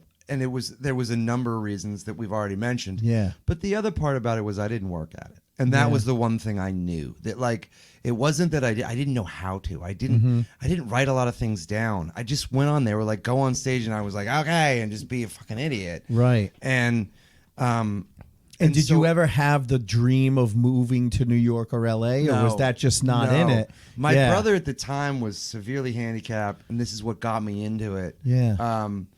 And I was part of his care, so I was taking care of. I was providing direct care. He was at a place like a farm that was awesome for survivors of traumatic brain injuries. He was in a car accident. This is the fun part of the show. Anyway, and so I always felt kind of a commitment to him, and I was like, I can't leave him. So you could argue that it was an excuse, but it was a pretty good one. Again, moving to New York or LA at the time I was having fun in Boston. Right. I had the Comedy Connection. I was getting a lot of work from the Connection. I was getting work from Dick, doing those rooms. I mean, it seemed fun, and I also knew about myself that like I was doing theaters as an opener. Like, Right. So I would go in and open, and I realized that like my comedy, for me, I didn't have as much fun, and it didn't translate as well when the audience was farther away from me. So in a theater, you can't do a lot of crowd work. You can't do a lot of. You don't have a connection. If you're in a theater, you are just projecting out into the darkness. Right. I mean, you're really not. Yeah. You're not. You creating, have to. We've totally talked about different it. style. We've Totally talked about it. different You style. have to get used to delivering your joke and letting it roll up to the back and then roll back. Right. It's a different, very thing. different energy. And Yeah. you have to do it like you said, where you can't see anybody. Right. You can't see anything. Yeah. And so I was looking at all these factors, and I was saying like, the thing I love to do, which is weird, is like, give me 200 seater at a big VFW room. Yeah. And I will fucking burn that place to the ground. Right. Yeah. But if you put me in a 2,000 seater, I'm not enjoying myself, and Yeah. my comedy doesn't translate as well. Right. For me, it just is, I feel like I'm just going through the motions. Mm-hmm. So, again, comedy was dying on the vine at the time. So I was like, it was all these things. The Comedy Connection was closing, and I found this opportunity, this working with. Because of my brother, I found it was a woman who was really struggling, and she wanted to get rid of the business, and she had a nice little book of business, but it was not doing well. And I had looked at other businesses because I knew at that point I couldn't work for anybody else. I'm a horrible employee. I'm so We've shitty. said that most comics are. Yeah. We can't work for other people. You're just as There's- shitty because you want to yeah. make fun of everything. Right. You're the one starting the union in the back, and it's Right. so unconstructive. You're just like, our boss is an idiot. Yeah. Fuck this place. I worked with listen. 100%. I worked It's like- with my boss today, and I told him some stories because we called on the hospital I used to work at. Yeah. And I told him some stories of what I did at that place.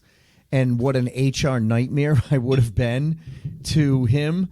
And I said, just understand, this was 25 years ago. I have reformed myself, but the guy that hired me into my industry, literally at my 1 year anniversary, said, I got to hand it to you.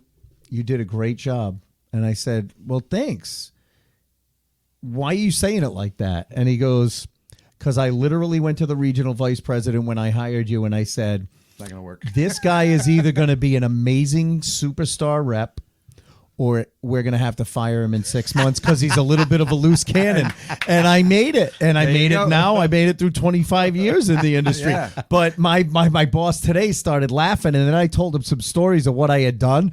And he was like, oh, Jesus Christ, you never get away with that. Now I go, but I understand that. Right. I know that. But you comics found also, a like- job that fit you. You're not in a brick and mortar office type No, of thing. I'm out on the road. Yeah, and, yeah. And it's funny because we had actually had a talk about how another previous regional vice president, when I was a manager, thought it was unprofessional that I was a comic.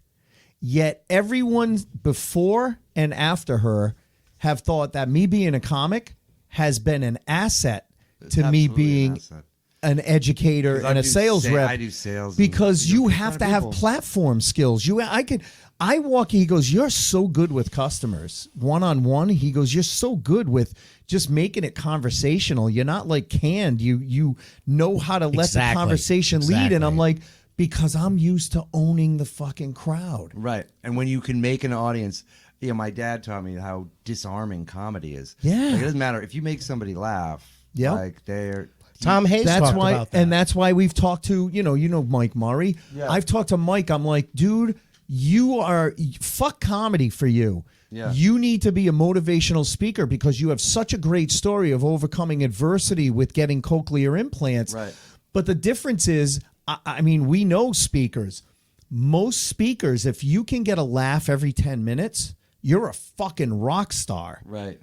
It's not gonna do Comics get a laugh every 20 seconds. Are you kidding? Yeah, So if exactly. you, as a speaker, get a laugh every 5 minutes, you're going to be the best. Which goes back. We'll do a little callback. Yeah. To the bit you were talking about with the hookers, is that the other problem with that bit was that the lead up. There's not a lot of punch. No. In the lead up, it's a story.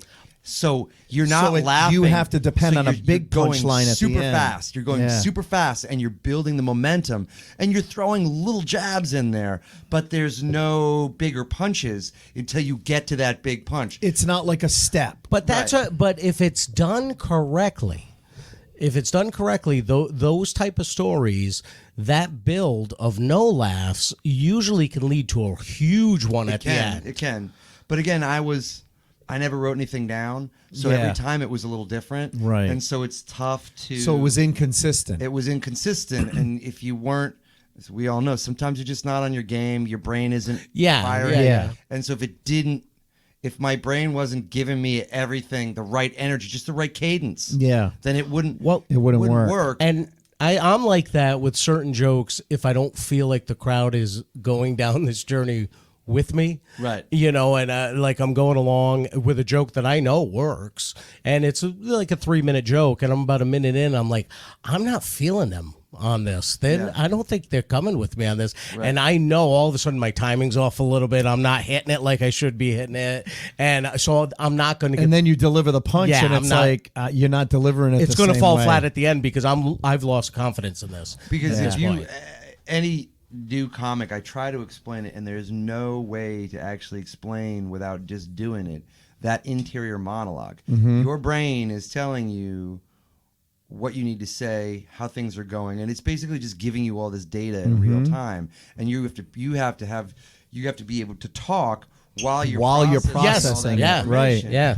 And if any comic who's done it long enough knows, when you bomb, that voice shuts off. Yes. And that's what bombing is, essentially. Yeah. Is that voice suddenly is not feeding you. The voice is in your head going, all right, I don't know what the fuck to do now. Right, yeah, right. Well, the fight or flight Right. kicked in and he went on flight. he left. And it's just like, Yeah. but it doesn't even feed you your bits. Right. So Right. you forget your bits and you start not hitting your punches and everything like that. Right. So But anyway, you were talking about, we started off on that because you're talking about the boss and me not being able to have a boss.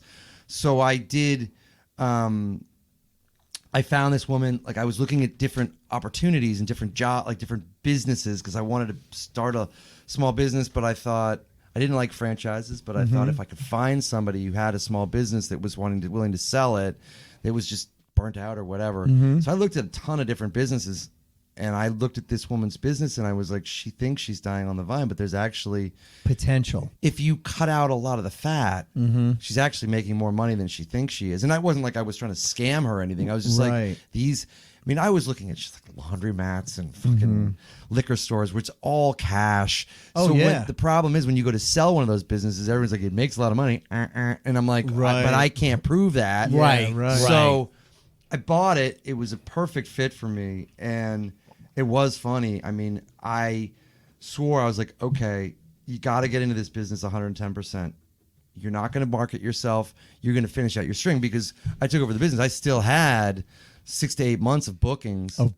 Right. And so I was, oh man, it was crazy. I was like, I'd be talking to like a 96-year-old woman about like, you know, how my staff is going to wipe her ass essentially. And then I would run and change in the car and like run into a gig. Yeah. And I remember I was doing a show. It was in Connecticut, and I was talking to this woman. I was so stressed out. I was just, the work was killing me. It was so stressful because I didn't know what I was doing. I was taking this class to become certified, and as a certified for nurse the business, just because I didn't want my caregivers to go through anything I wasn't. Right. And I was doing a gig in the middle of nowhere, and it was packed. It was like 300 people. They were out of their minds. And normally, it would be like, that's like my jam. That would amp you up. And I get there, and it's Tom Dustin and Kelly McFarlane.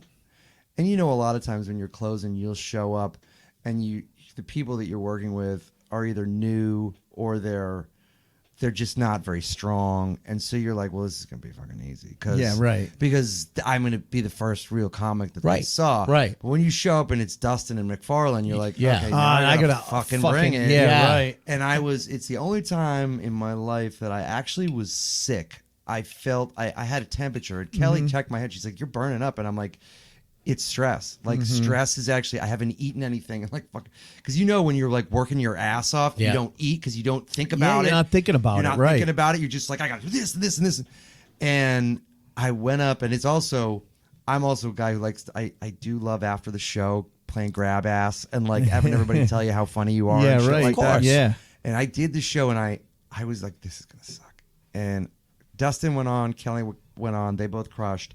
And I went on, and I treaded water because my brain, what we were just talking about, my brain wasn't talking to me. I was completely on fumes. Yeah. And I was just spent. Like, I was spent, and I was like, it was driving me crazy because I was like, I should be crushing right now. And I'm just holding on to like, you know, like a bad day at work. Yeah. When you have a bad day at work on stage, like it sucks. Oh, yeah. Yep. So, and then I got off stage, grabbed my jacket, and walked right out. And I was like, I gotta fucking do something here. And so I played out the rest of my, I actually played out the rest of my shows, and then my bookings, I just didn't market myself. I was like, I just want this to go away. Yeah, you didn't actually reach out to bookers and stuff. But if Not at someone all. called you'd be like, yeah, I could do it. People would call. People would call. I mean, they still do. I don't like. It's the problem is now I've come full circle, and I kind of want to. You know, pre-pandemic even, I was sort of at a crossroads. Like, what do I do with this? Because I can still do it, but I've noticed it, especially since the pandemic. Like, it just, people come up and like, that was great, and I feel nothing. Like I listen to recordings of myself, and I rely so much on that energy that I'm able to create, just because that's a thing that you have to have as a comic. Right. But when if you just cut out the material, it's like all over the place. It's unpolished. It's a fucking. And because you're also not doing it as much. I was going to say, how often are you that's doing? The problem is that you're not doing. So when you're doing, you know, I mean, at the height of it, I was doing 6 nights a week. Right. Yeah. And then now you're doing I mean, before the pandemic, I was probably doing 4 or 5 shows a month. Mm-hmm. But then after the pandemic, you don't do it for a while, and then you go a month without doing a gig. Yeah. And then that's fine. I mean, you need me to do 20. I do 20 in my sleep. Right. But if you need me to do 45, that's a totally different thing, which I was going to ask you a question a while ago when you were talking about sort of a cadence. We were talking about like the ups and downs of a set. And I was curious for you guys. I've always wondered about this question. So for me, I got to about 20 minutes where I had 20 solid minutes. Now I move fast and I talk fast and I'm constantly moving. So if something doesn't work, I'm on to the next thing. But for me, once I got past 20 minutes, I had to create natural lulls. I had to slow things down because you can't, maybe 25.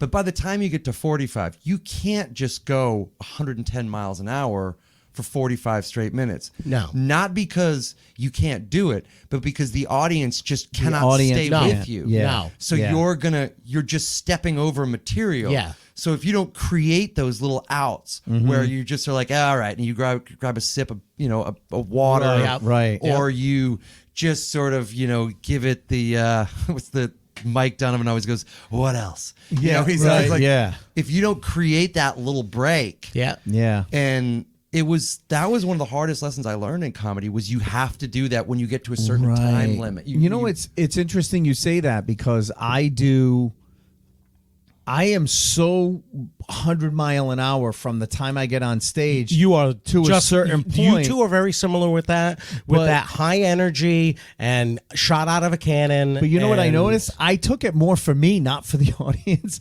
because I'm fucking exhausted by the time I get to like 15, 20 minutes in. And it's right after I do Gilbert Gottfried and Bobcat Goldthwait. I always take a sip of my water and I go, that fucking hurt. After I do Bobcat Goldthwait. So that's a because break that you put in. It's a break. Usually it gets an applause break. I'm not screaming for an applause break.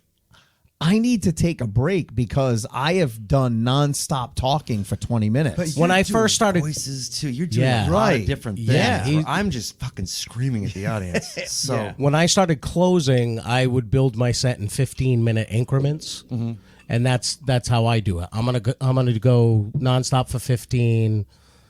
Give it a little breather. Right. Another 15, little breather, and then I try to hit them with the best, hardest 15 I have at the end. Right. I did, and that's a good. And so I try to. Smart. But plus I can take this 15 and do that. Well, first. what's smart about and so that? I do they're like blocks. What's 15-minute smart blocks. about that though is you don't struggle like I do when someone says, I need you to do 30 minutes. And I'm like, fuck, what do I do? I'm so used to doing 45 all the time. What do I cut out? I don't know. Or someone says, hey, can you just come up and do 10 to 15?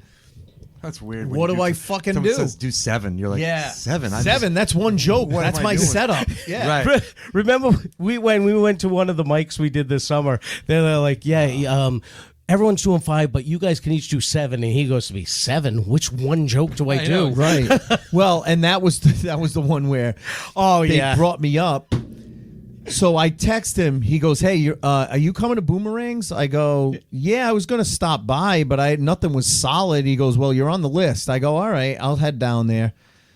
Not thinking like I'm on the list and they have me at a certain point. Now what they did is they have a bunch of new people, and then it was myself, Ace, and Rhonda Corey, 3 people that have been doing it for a while. So they put like 3 new comics, one of us, 3 new comics, one of us, split us up. Now they have Ace first out of the 3 of us. But Rhonda and Scott are already sitting there. We're already there. So I say to the guy that's running the show, I said, listen, Ace is on his way. He's not here yet. When you get to him in 4th, if he's not here, throw me up. Right. And he'll go up later on. So the guy's on stage that's hosting. The first 3 guys go up. He goes up there. Ace is walking in. Literally as walking the guy in. is up there just before Ace is going to go on, he sees Ace walk in. But he's never met me. But he knows who you are. And he goes, all right, our next guy's coming in. He's been here for a while, ladies and gentlemen, Ace Aceto. He literally is coming in the door of the place. Didn't get to drink. He doesn't have a chance to settle in. What's going on? What's this the landscape? This asshole and Rhonda Nothing? are laughing because they want to see me fucking crash and burn. Her and I are this. sitting in a booth like, go ahead. Knock yourself out. Yep. I did one of my favorite rooms was the Portland Comedy Connection. Love that man. place. Every one of us. Love So that place. solid. First Yep. time I worked So- with Rich Seisler was there. It's so good. But I went up there. I had a show there during a blizzard, and Butch Bradley was like, Wasn't that every show in the winter around there? yeah, it was like one of the big swinging dicks up there, and he was. I mean, he was hilarious. Yeah. He was one of the guys. Yeah, that we had when Butch I on. First did my. He was one of the comics that like. I did the first set for my first set, sort of my intro set at the Portland Comedy Connection, and I still had my cousins and family and shit there, and then he goes up and just kills it for like 20 minutes right in front of me, and Yeah. then just brings me up, and I'm just like, this is gonna suck. Yeah, and right. it did, because I didn't know what I was doing. Right. But anyway, it was snowing. Butch no comic showed up, but the audience did. So, and this is before this is how long it's before you just call the cell phones. Like, maybe I had a cell phone and was like, I'm coming up, I'll be there. Right. Just, I'll be there. And I mean, it was in a snowstorm, and Yeah. I get there and I walk in the club. He sees me. He's been starting with a Holding cold down the open and fort. doing 50. Right. He's on 50 minutes, and he just goes, "Thank fucking God!" And he goes, "This next guy," and I knew I felt for him, because you could Right. see he was just like He was holding tired. down the fort the and whole I just time. took my jacket off as I was walking upstage, threw it to the right. Remember, as you walk Yeah. in, Yeah. there was those bench seats. It wasn't because it Yeah. was a snowstorm. They hadn't filled those back those row. weren't so I filled. just threw my jacket and walked into the club, took my jacket off, straight onto the stage, and was psyched because I had been in a car Yeah. Right. in the For an snow, hour and a half, and I 2 was hours. like, dude, Yeah. let's fucking Yeah, let's I do was it. like the reinforcements. Yeah. I was like, because Butch is high energy, Right. But again, that's the other thing about if you're hosting, Yeah. if you're high energy, you gotta really pace yourself in the beginning, but Yeah. it doesn't. It's tough to just do 50 for anybody right out of Right, the gate. right. But if you're high energy, you don't get that initial push. No. So Right. you gotta really do your cadence and really kind of just start out slow, Yeah. Right. and then build. Well, it's almost like you got to introduce yourself to them. Right. Let them know who you are, and then Right. get into it and build up from there. Right. When you're hosting, because the first few minutes, we always talk about going up cold. It really is cold. Yeah. And nobody else would understand that if you don't do stand up Yeah, or any kind of performance. A musician, they can go up and start playing their instruments, but you're eliciting Right. a specific reaction out of Yeah. people, and they need to be warmed up. I mean, unless you do it, you can't understand how much difference that makes. I mean, the difference between having someone just do 5 in front of a cold audience makes a world of difference. All it is just getting people paying attention. And that's the thing. And now when I get hired for a private gig, I'm like, I'll just tell them, look, it's like an extra $50 more than what I would normally do, because I need to bring an opener Yeah. to warm them up. Right. And I tell people, you're going to be Just 10 happier. minutes. You're Yeah. gonna, Yeah, it's gonna you're be a better enjoy show. and make the show. Right. I can't do what you saw me do at that club or whatever. Right. Without having that person Without warm having you that up. Yeah. person, just to get everybody paying focused. attention. Just get everybody paying attention. It's so funny. I had that conversation this week with someone, and we put together a show. After the first of the year, they wanted me to come do a show, and they're like, "No, we just want you." And I'm like, "No, I need someone to go on first." The reason why I was so good is because you saw me in front of a warmed up saw crowd. me third, Right. I said, Yeah. I need someone to go up first, kind of welcome the crowd. They'll get them warmed up. I said, trust me, it'll be a much better show. It'll be a lot more fun for everybody. It's well worth it. It's absolutely. Right. And I don't even tell them. I just say I'm bringing an opener. So. Oh, yeah. And I'll tell them I'll pay them out of my end. Well, Right. no, Yeah. the price I quoted her for one comic was enough for me to bring somebody. I was just trying to squeeze Yeah, an extra exactly. 100 out of her, Right. Yeah. to cover the guy. But So- people just think you just walk in and flip the switch and there you go. But Well, and that's a perfect segue to our last question. Yes. That we usually do. Yes. Because Okay. and we talked a little bit about it before we went live, and you started telling us some stories. So his eyes lit up. The interesting thing is, This is the shit I love. the right here. first season we did this, we had a panel of comics, and it was me, Scott, John Parada, Mike Mike McCarthy. Was it just the Just the four of us. And we decided, we were like, let's come up with a top 10 list of shitty situations that comics are put in. And we couldn't come up with just 10. We came up with 12. And so things like you're doing comedy in a sports bar in Boston during the Bruins playoffs, and they won't shut the TVs off. See, Classic. that right? shit I love. Yeah. Because I'm just like, fuck everybody. But like, but it's situations that when you're newer, that's Right. scary.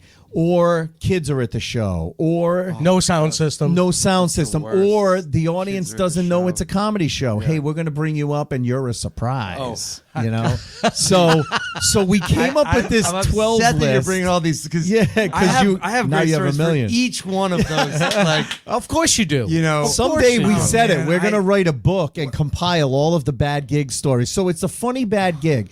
It's the bad gig that wasn't funny the night it happened, but the further away you get from it, and you're in the green room talking with other comics, and everyone's talking about, oh, I had this shitty gig this weekend. This is oh, the you gig think that made that's you. bad? This is the gig that made you say, you know what? I'm going to start my own business. Yeah, I don't exactly. need to keep doing Yeah. comedy. this was so that for me was Symphony Hall.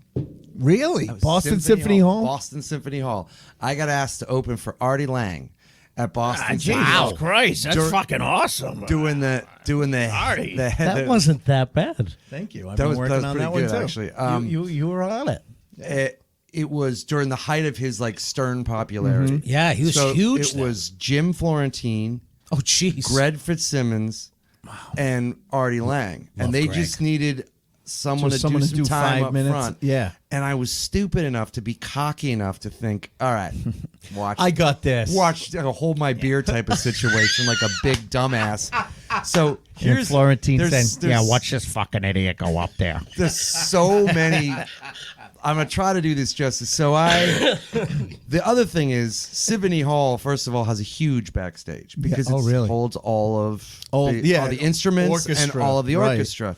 So there was a huge Stern party back there. So there's hundreds of hangers on, and everybody's partying. Right. And I'm a comic, and it's like, dude. Yeah, you want to do some This is coke? fucking. This is gonna be. I mean, come awesome. on. I'm taking pictures with everybody. I'm like, this is gonna be. I didn't know enough to know what was about to happen. So I'm like, oh, what, dude? I got do this. this shit. And so I'm like, This is how you build a story. I'm also thinking like, I'm gonna get laid at this. Of course. it's all. So we're standing right by the door, and it's showtime, right? And I'm supposed to do 7 minutes, and then bring up Jim Florentine. That's my gig, right? And I'm like, okay, just say. And they're like, oh no, we have no PA. And I'm like, what do you mean? They're like, no, you just got to go out there. I'm like, excuse me. And they're like, you ready? And I'm like, fuck no. And they just open the door, and I'm like, there's And no kick you nothing. out. And I come out on stage. Now the other thing you have to realize about Symphony Hall, the stage is massive. Oh, yeah. it's huge. Yeah, because Well, it it's meant fits to a hold an fucking orchestra. orchestra, right? Yes, thank you guys. So Just to remind you. so they practiced that. kick me out the back door. So now a sold out Symphony Hall. Now, how many people does it hold?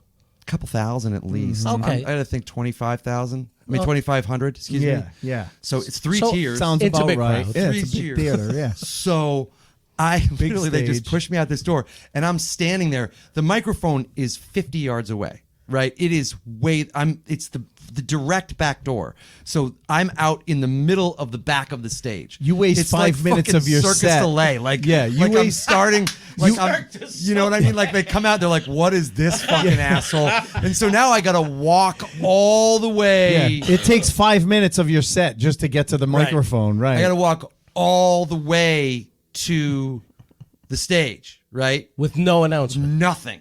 No one has any idea who I am, what the fuck I'm doing there. I look like a fucking pussy Yeah. because I've got a face that just needs to be punched, which you can't get in this thing. So I get up there, and this is like I was doing shit about like a big wheel. I mean, this is like I was like doing my. I did Yeah. not. I thought it was funny, but so I decide what I'm going to do is I set the timer.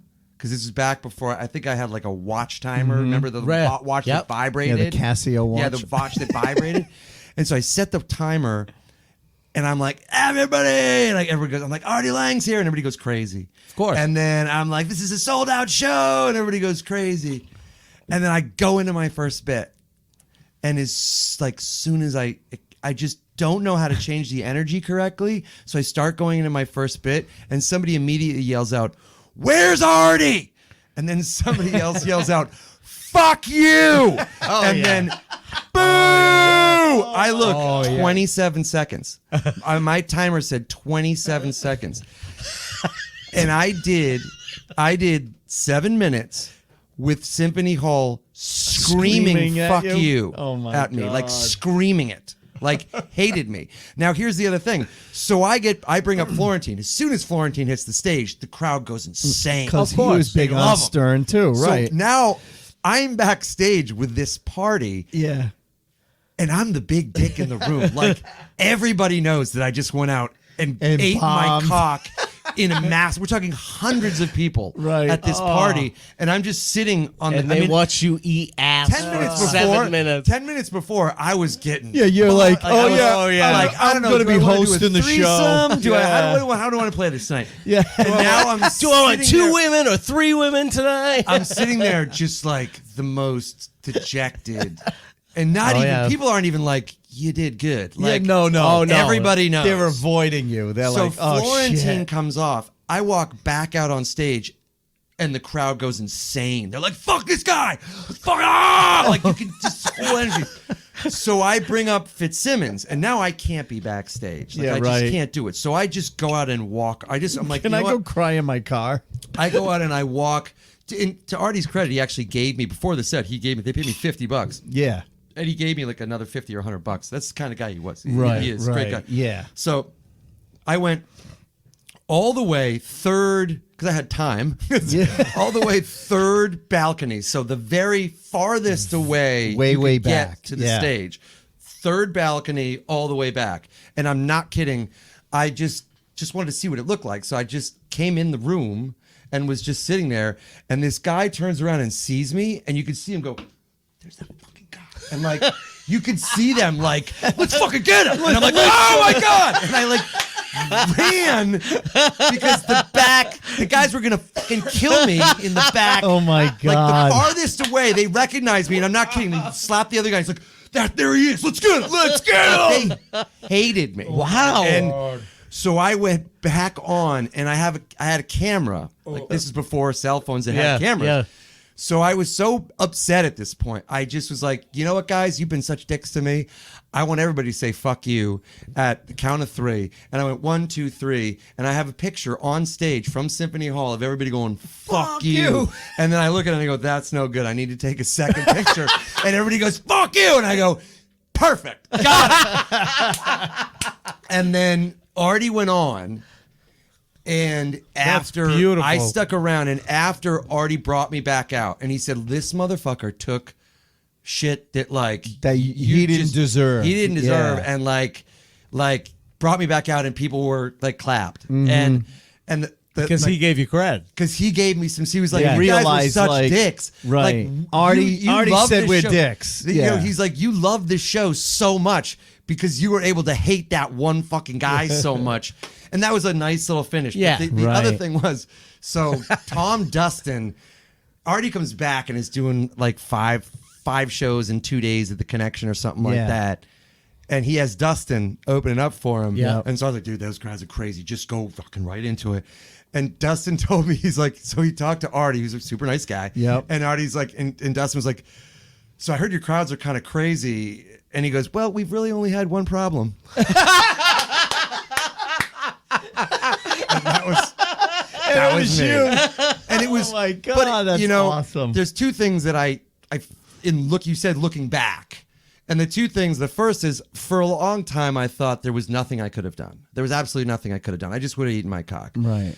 After doing it for longer and closing shows, the thing to do was to kind of pull a Bill Burr, which you probably saw Right. in Philly. In Philly, where they started right. booing and he just said, fuck you, and kind of dug his heels in. Mm-hmm. My mistake, which made me so much more hateable, was that I just tried to do my act. You were still trying to And win them I'm over. doing like fucking like open micer, like driving a big wheel shit. Okay, Well, that's the third time you said big wheel. because that was a bit that I did. Scott does a big wheel bit, so that's why he's. He's striking a nerve. I grew out of it, but I haven't done it in a while, but I haven't done it in a long time. But if you don't know if I'm going to 2 weeks ago. fuck you, it's been 3 weeks ago. But I might pull it out now and again. The thing about the bit, the reason I keep bringing it up, what made it memorable, was I actually got down on the floor and did it. pretended, Right. and I never then did pulled that. The brake. Yeah. And so it was called an funny act out. because it was it was funny because it was an act out and people Right. would understand. It was a familiarizing them with With a big wheel. With a big But wheel. when you're doing it and everybody's saying "fuck you," it loses even its funnier. punch, That's and even you look funnier. like a bigger dick. Right. So to But- your point, so what you should have said was like, the no, should thing is just fuck big you. fuck you. I'm going to do this shit. Fuck you. Right. I'm here for 7 minutes, whether you like me or not. Go fuck yourself. Right, exactly. It's just like fuck you guys. Yeah. I should just do it. Yeah. And Some but the other crowds thing you have to be the like other that. thing Yeah, we were but talking about. you got to have experience to know to do that. But here's the thing. The other thing was we were talking about cold audiences. Yeah. That's the absolute worst cold audience you can go up in because you're in an environment where you are totally separate. Now, my style, if I Right. get people saying fuck you, the first thing I do when I learned early, if I have a heckler in the audience, I will go at somebody right next to them. Like I will get on stage. So if like a heckler's sitting in this chair, I will go on and tear into the person next to him and then just be like, you're awful quiet, to the heckler. Like, be aggressive, Right, be right. aggressive. But when you're in Symphony Hall, you have no, You you're can't do nervous, that. You can't see have people. nothing, and you Right. once that mob mentality happens, you're fucking No, dead. but you weren't set up for success with that either. That's because the point. had they had an announcer that said, "You guys ready for? You guys are gonna love this local guy. yeah, Put it no, but- together." yeah, exactly. Right. Then you Some could kinda just string something like that. Any kind of credit. The audience they were judging me from the moment I stepped on stage. And Exactly. again, it takes forever to walk from that door. Right. And the door, again, is in the exact In the back middle. of the room. So as Right. soon as I step out, everybody sees me. Because- and it's like, Right. here we go. But then they're like, who's this fucking guy? Who's this guy? And then I got to walk all the way. And then I kind of grab the mic and I'm Right. like, hey. And again, I would have probably just kept doing that. Right. I But thought- see now someone so I opened for John Valby once. Okay. Similar crowd. Yeah. They are only there to see Dr. Dirty John Oh, yeah. Valby. Yep. And to John's credit, he in the back room in the green room, he said, "Listen, I'm sure you're really, really funny. You got great material, but my crowds are assholes. Right. They're fucking crazy. So here's what I'm going to suggest you do. Go out there and yell to one side of the room, fuck you. Yell to the other side of the room, fuck you." He goes, they're going to do, fuck you, fuck you. It's like less filling, tastes great. Right. Less filling, tastes great. He goes, Play do into that it. for a little bit, play into them. Go, you fucking assholes. Are you fucking assholes cunt, ready whatever. for... Yeah, he goes, just swear as much as you can and just be... He goes, honestly, it doesn't even have to be 5 minutes. Just do that and then say, are you fucking assholes ready for your headliner? Here he is, Dr. Dirty John Valby. Right. I did exactly what he said, and I got off stage, worked. and you know what? It fucking worked. And people loved it. And yeah. If I had done what I tried to do, which was my mistake, Mm-hmm. again, Well, because you're Yeah, newer, you don't know. You think it's an opportunity to show the world your to material. show the world how good you are and all Right. that, you don't realize it has nothing to do. You're not there No. for you. No, and nobody the- cares. And there's anybody could have walked out on that stage with that Right. intro. And if they took the approach of just going into material, they're gonna die. And those Right. you sho- have to just be aggressive. Yes. And fuck all of you because Yeah. that's the. And those shock jock audiences are tough because I opened up for Jim Norton when he was on Opie and Anthony show, and when I was the first act, and Yeah. when I went out on stage, there was a thing they used to do on Opie and Anthony when they had a guest on that they were interviewing that was boring. Do you? Yep. He would Jim go. Norton would go, "Do ya? They would go like. Really?" So the other day, my wife and I, we went for a drive on the coast. Did you? And then we stopped at this restaurant. Oh, did you? And they would go, do you? Would you? And they, stuff like that. So I go out on stage, and I'm going in my first joke. I said, so I have 3 kids at home. Do you? You said it. They did. They Someone did. in the crowd The goes, audience. do you? And I go, and yeah, my oldest is now 16. Is she? Oh. Every line I said, they were yelling that back at me. and it threw me off. Yep. And same thing, I wasn't prepared for handling that. That internal voice shuts off. Shuts off. What are we doing? What are we doing? What are we doing? Get the fuck out of here. I just plowed ahead with material when I should have started going, go fuck yourself, and gone into it. But I didn't do that. I get off, I go in the back, and Norton goes, good job. I go, were you even listening to what just happened out there? He goes, those fucking animals, you got a couple laughs. That's all you could expect from that. Yeah. Right. And he was so nice about it and everything. But they know, like, that was the But they only want to thing. see They Norton. know They their don't give a crowd's shit in about it. me. I don't think they knew what they had. I don't think they understood the Symphony Hall dynamic. That's a completely Right. That's different tough. thing. Let me tell you, the acoustics are great. Yeah. So when people are saying, So you "Fuck really you," heard it. You can Oh, It you was like they heard were it. standing right you can outside really of hear you. it. And you can see you can see all the way back. Yeah. And like You could they hear are all just 2,500 people you could saying, all "Fuck just you." like, fuck you. Not only could you hear it, you could see their faces. Oh yeah, but the biggest thing was when I went all the way to the back, top shelf, and those guys were angry. They wanted to fucking hurt me. And which I'll never get. I'll never understand that. Right. People that get that like, upset. was I that fucking bad that you want to physically harm me? Right. You Yes. know? Yes. Yeah, evidently. But yeah. because they were all drunk and they were all Right, idiots, right. and Yeah. like that's the mentality. That's the sort of like you said, it's the mob mentality. very, especially the CERN fans back then. They were like, and that's to Stern's Rabid. credit. They were cult, and I don't think he tried to do it. It wasn't like No, they were it's just how they, rabid fans. they if you gathered weren't, and- if you were either with us or you're against us, kind of. Right, Yes. right. They were Anyway. just rabid fans. I mean, if you need a million more shitty gig stories, but we're literally at 2 hours. really? Yes. holy shit. Oh my god, that was We 2 just talked hours? for 2 hours. Yeah. Dude, that which is seemed like great, about dude. 45 minutes. 45 minutes. I know. I'm shit. telling you, man. That's the thing.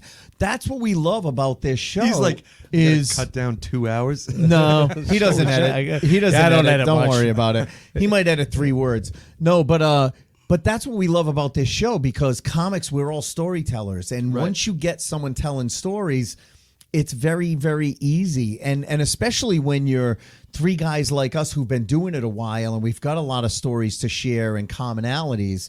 It's just fun, but that's the and whole whenever we genesis have of this someone show. that hasn't been on the show before, you'll share a story, and I'm like, oh, I got a story I can share too, but I've told it before, so I don't want to tell it again. Right. Because our audience has heard it, but even though you haven't. But then you haven't tell heard an it. abbreviated version of it for you. Yeah, You know. yeah. So But it's I think it's also you kind of yearn for, I mean, Camaraderie. it's like that nobody else gets it. Right, right. And No. comedy is one of those unique things.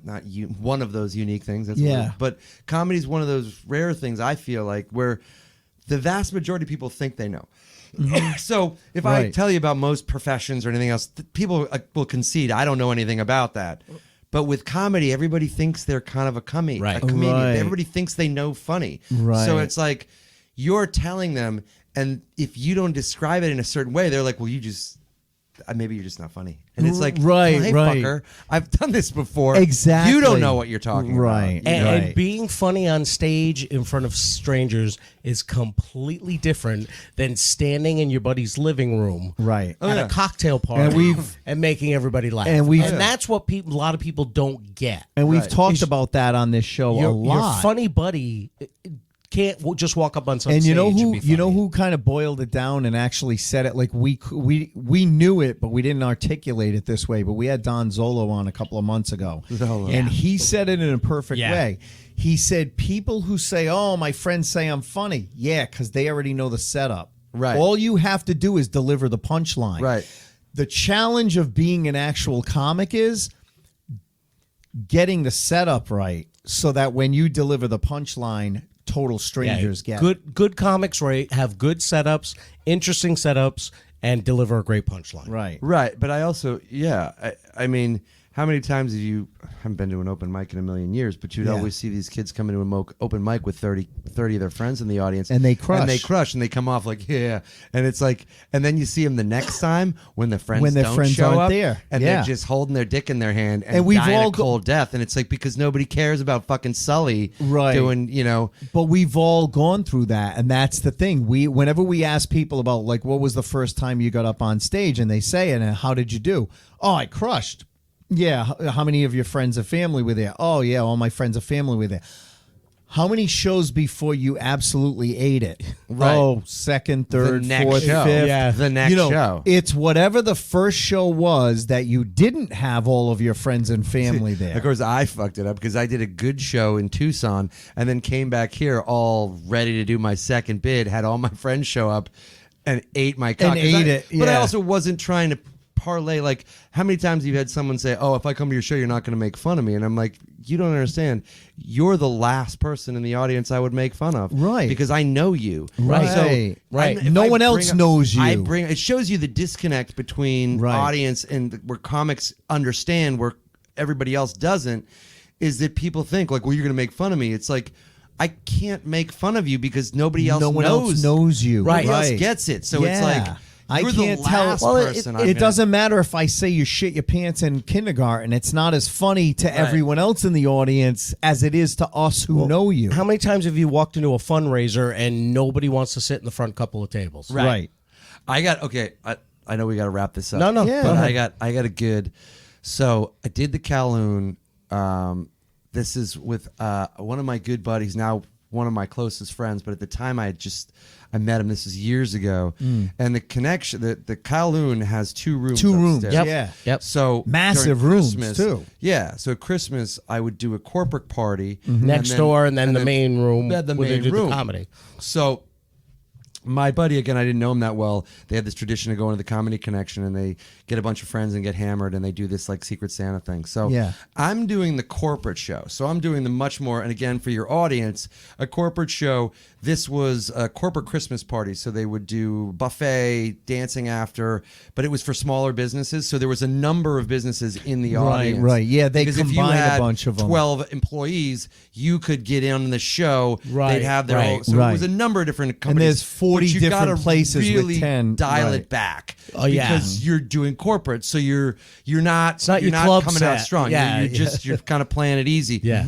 So I'm on stage, and again, there's a stage. They start the show. They bring me up on the corporate side, the corporate Christmas party. Then they start the show in the second room.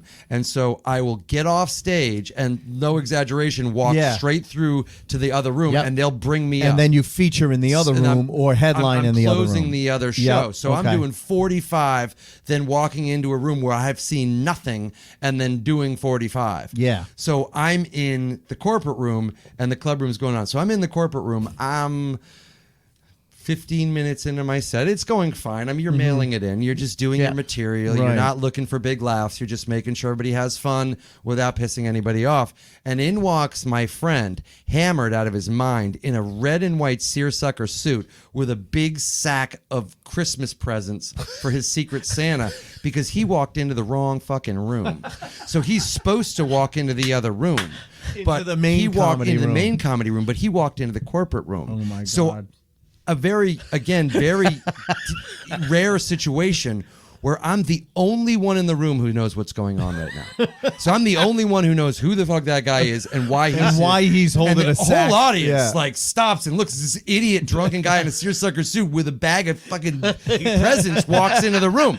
Right. So I start by trying to, hey buddy, I think you're in the wrong room.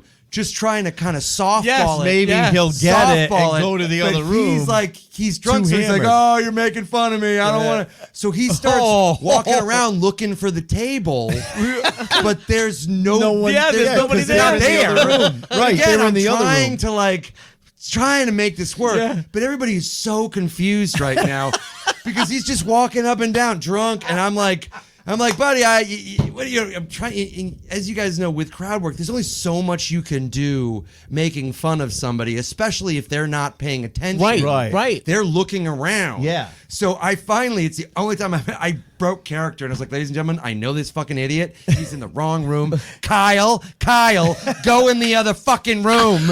And Kyle's still like because he's so drunk, he's not paying attention. So he just sits down in the back of the fucking With his room presents. With his presents, and it's like, and I'm like, Kyle, I had to stop the show and be like, can you just grab him and we're gonna get him into the next room? And he went into the next room, and that was. I have never been in a show where I knew I was the only one. How did you who knew- recover from that once you got him out of the room? I mean, again, the good part of that is it's a corporate Christmas party. Right. So you just sort of talk everybody through it. Right. And you're just like, That's my idiot friend. that's my idiot friend. Yeah. There's a show in the other room. Let's get back to work. Right. And you motherfuckers don't care about just this get back anyway. into it. Right. You know, and then you just sort of start doing your material because My God. you were just kind of doing.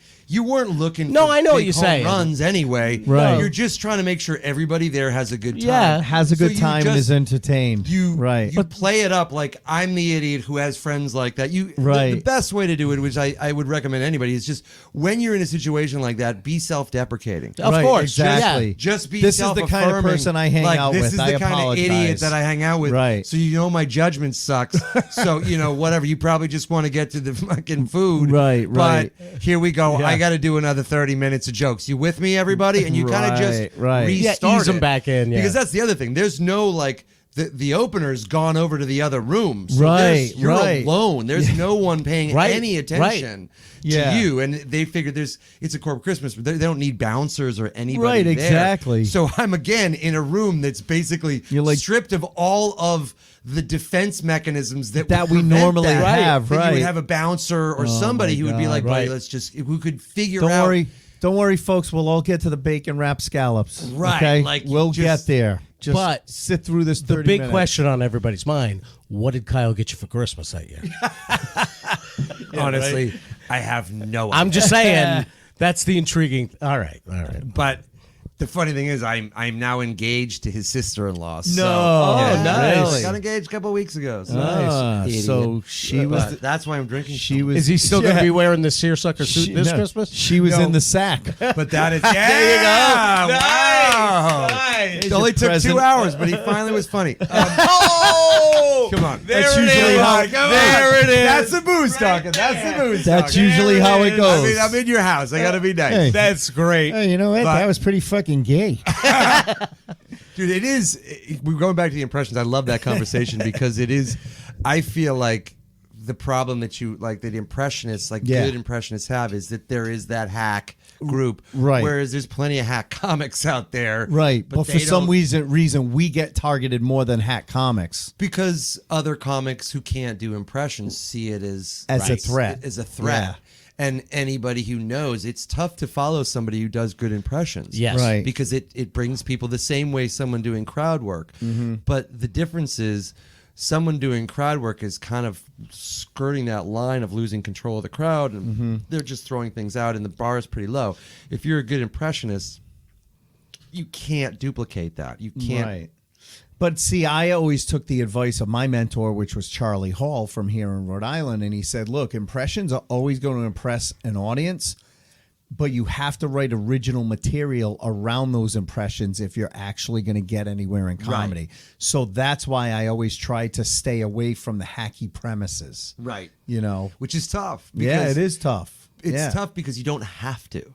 It's Right. tough because if you can do a good don't- impression, Right. you could mail get it away in. with it. Yeah. You can get away with it and just be like you Right. said. Well, like, and now- I'm in an elevator and I run into But to the point that we were talking earlier, when you look at TikTok, a lot of the impressionists on TikTok, it's here's celebrities ordering coffee at Dunkin' Donuts, and then it's like all that's these TikTok. Right. That's Or somebody that's who's watched different. a dump that Right. they are just giving They're 30 trying to- second they're clips. trying to They're not people in. they're not paid entertainers. right. That's Right. the difference. No, I know. Because I've seen that trend on TikTok. So, all right, 60-second impressions, and they yell out names, and you say like 3 words. But that's in that what voice. if I wanted to get big on TikTok, that's what I need to start doing.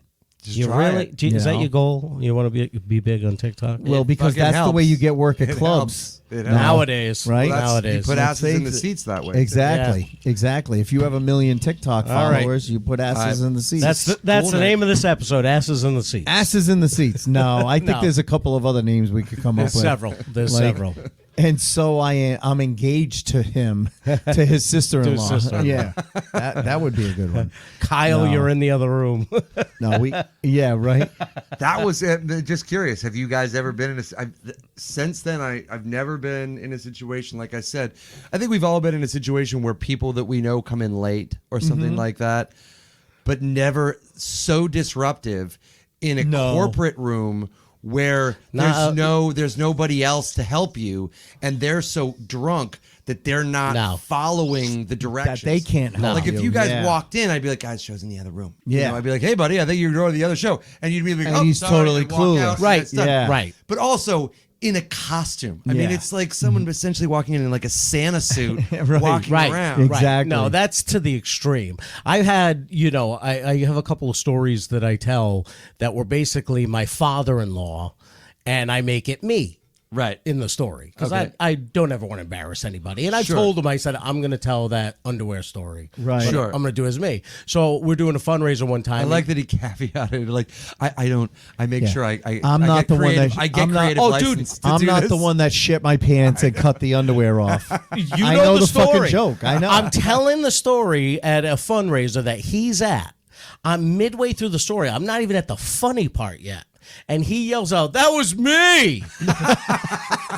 He tried saving him the embarrassment and, he called it on himself. And I'm now, just- now you're totally fucked. Yeah. And I'm just like, let me. And I'm like, my head's Right, now spinning and you're fucked, everything. you're fucked. I'm like, His inner voice took off. Right, your inner voice Flight was or gone. fright. I'm like, let me finish the story. And I keep going. And he goes, "Oh yeah, that's it. Yup, that's the way it And I'm like, happened. Ruining it. Just I'm like, curb oh stomping my the bit. God. Just crushing the Yeah, bit. it's just Pistol and there's whipping it. no way to recover it. No. By the end of it, there's no laugh at the end of it because he's Right. been yelling over 'Cause the he whole already- time. the And he's punchline was so 15 happy minutes that ago. I'm telling the story, But he's ruining it. That I Right. can't. It's not like a regular heckler that you can go after or anything like Right. that. He's it's genuinely family. happy that I'm telling the story. Well, you're also getting the audience confused because Right. they're now like, Was it he said you? was him. You said it was you. Now this guy's Yeah. saying it's Now- him. now the and so that's all they're right. thinking. Now, the people at his table are dying laughing. Right. Because they know both of us. Right, But but that everybody doesn't else in help the you. room that doesn't It's know him have confused.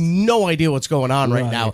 I got towards the end of the story and I bailed out. Yeah. I just moved on to the next thing. I would have been like, well, I appreciate you being here because you fucked up that bit. Yeah, you know? thanks, asshole. And I just said, obviously he knows the story better than I do, so we're just going to skip that one altogether. And I just moved on to the next thing because what can I say? You know, But it's a similar thing where like someone that you know is fucking up your set and there's no real good way no, you can't to go. get out of it. No. Because you don't want Without to piss breaking them character. off. Right. You Without don't want to breaking piss them character. off and have them pissed off at you the next day. Right. It's hard. Because these are people in your life, your circle, you have to yeah. deal with, Right. You know, so that's always the hardest part. I think it was Bobcat Goldthwait that said, Hi, how you doing? Nice to meet you. So good. the worst Really good. the worst hecklers or the worst people to yell out during your shows are family Right. because they know how to push your buttons because they installed the buttons. Absolutely. Exactly. And you can't Completely true. you can't really You can't hammer them like you would a can't total hammer stranger. them. And then people are like, you know, then they'll say, "Well, I'm your brother," and you're like, "Oh, now you gotta explain all now I that." gotta do that. And Oh, like, yeah. Which goes back to what we were talking about before, which is people who come to the show think that you're gonna make fun of them, and you're like, "You're the last person I would make fun Right. of," Because you're going to because yell I shit know- out. Because Right. it's an inside joke. I took you in when you were doing heroin. Right.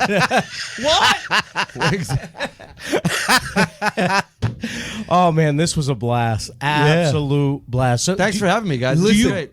do you have any? I mean, I know you don't do it as often as you used to, but you got anything coming up? Yeah, I mean, I've got shows this. Do you promote Friday- anything online this or Friday? anything? I mean, yeah, on Facebook. You can get me on Facebook. I've got to redo my website.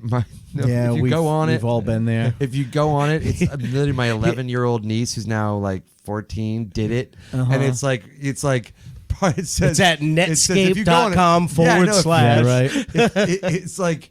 it's like part-time comedian, full-time asshole is actually what she wrote. Really? But That's funny. So Friday, I've got a fundraiser in Franklin, Connecticut for Franco. You ever work with Franco? Yeah, yeah. He's a nice enough guy. And then Saturday, I'm in Taunton. And I'm guessing it's if there's a VFW or a Knights of Columbus in It's one of Taunton, those, It's or, one or of an those. American That's where you're Legion at. Hall. And it's or American Legion. It's a fundraiser for children. You know, something save the children or something like that.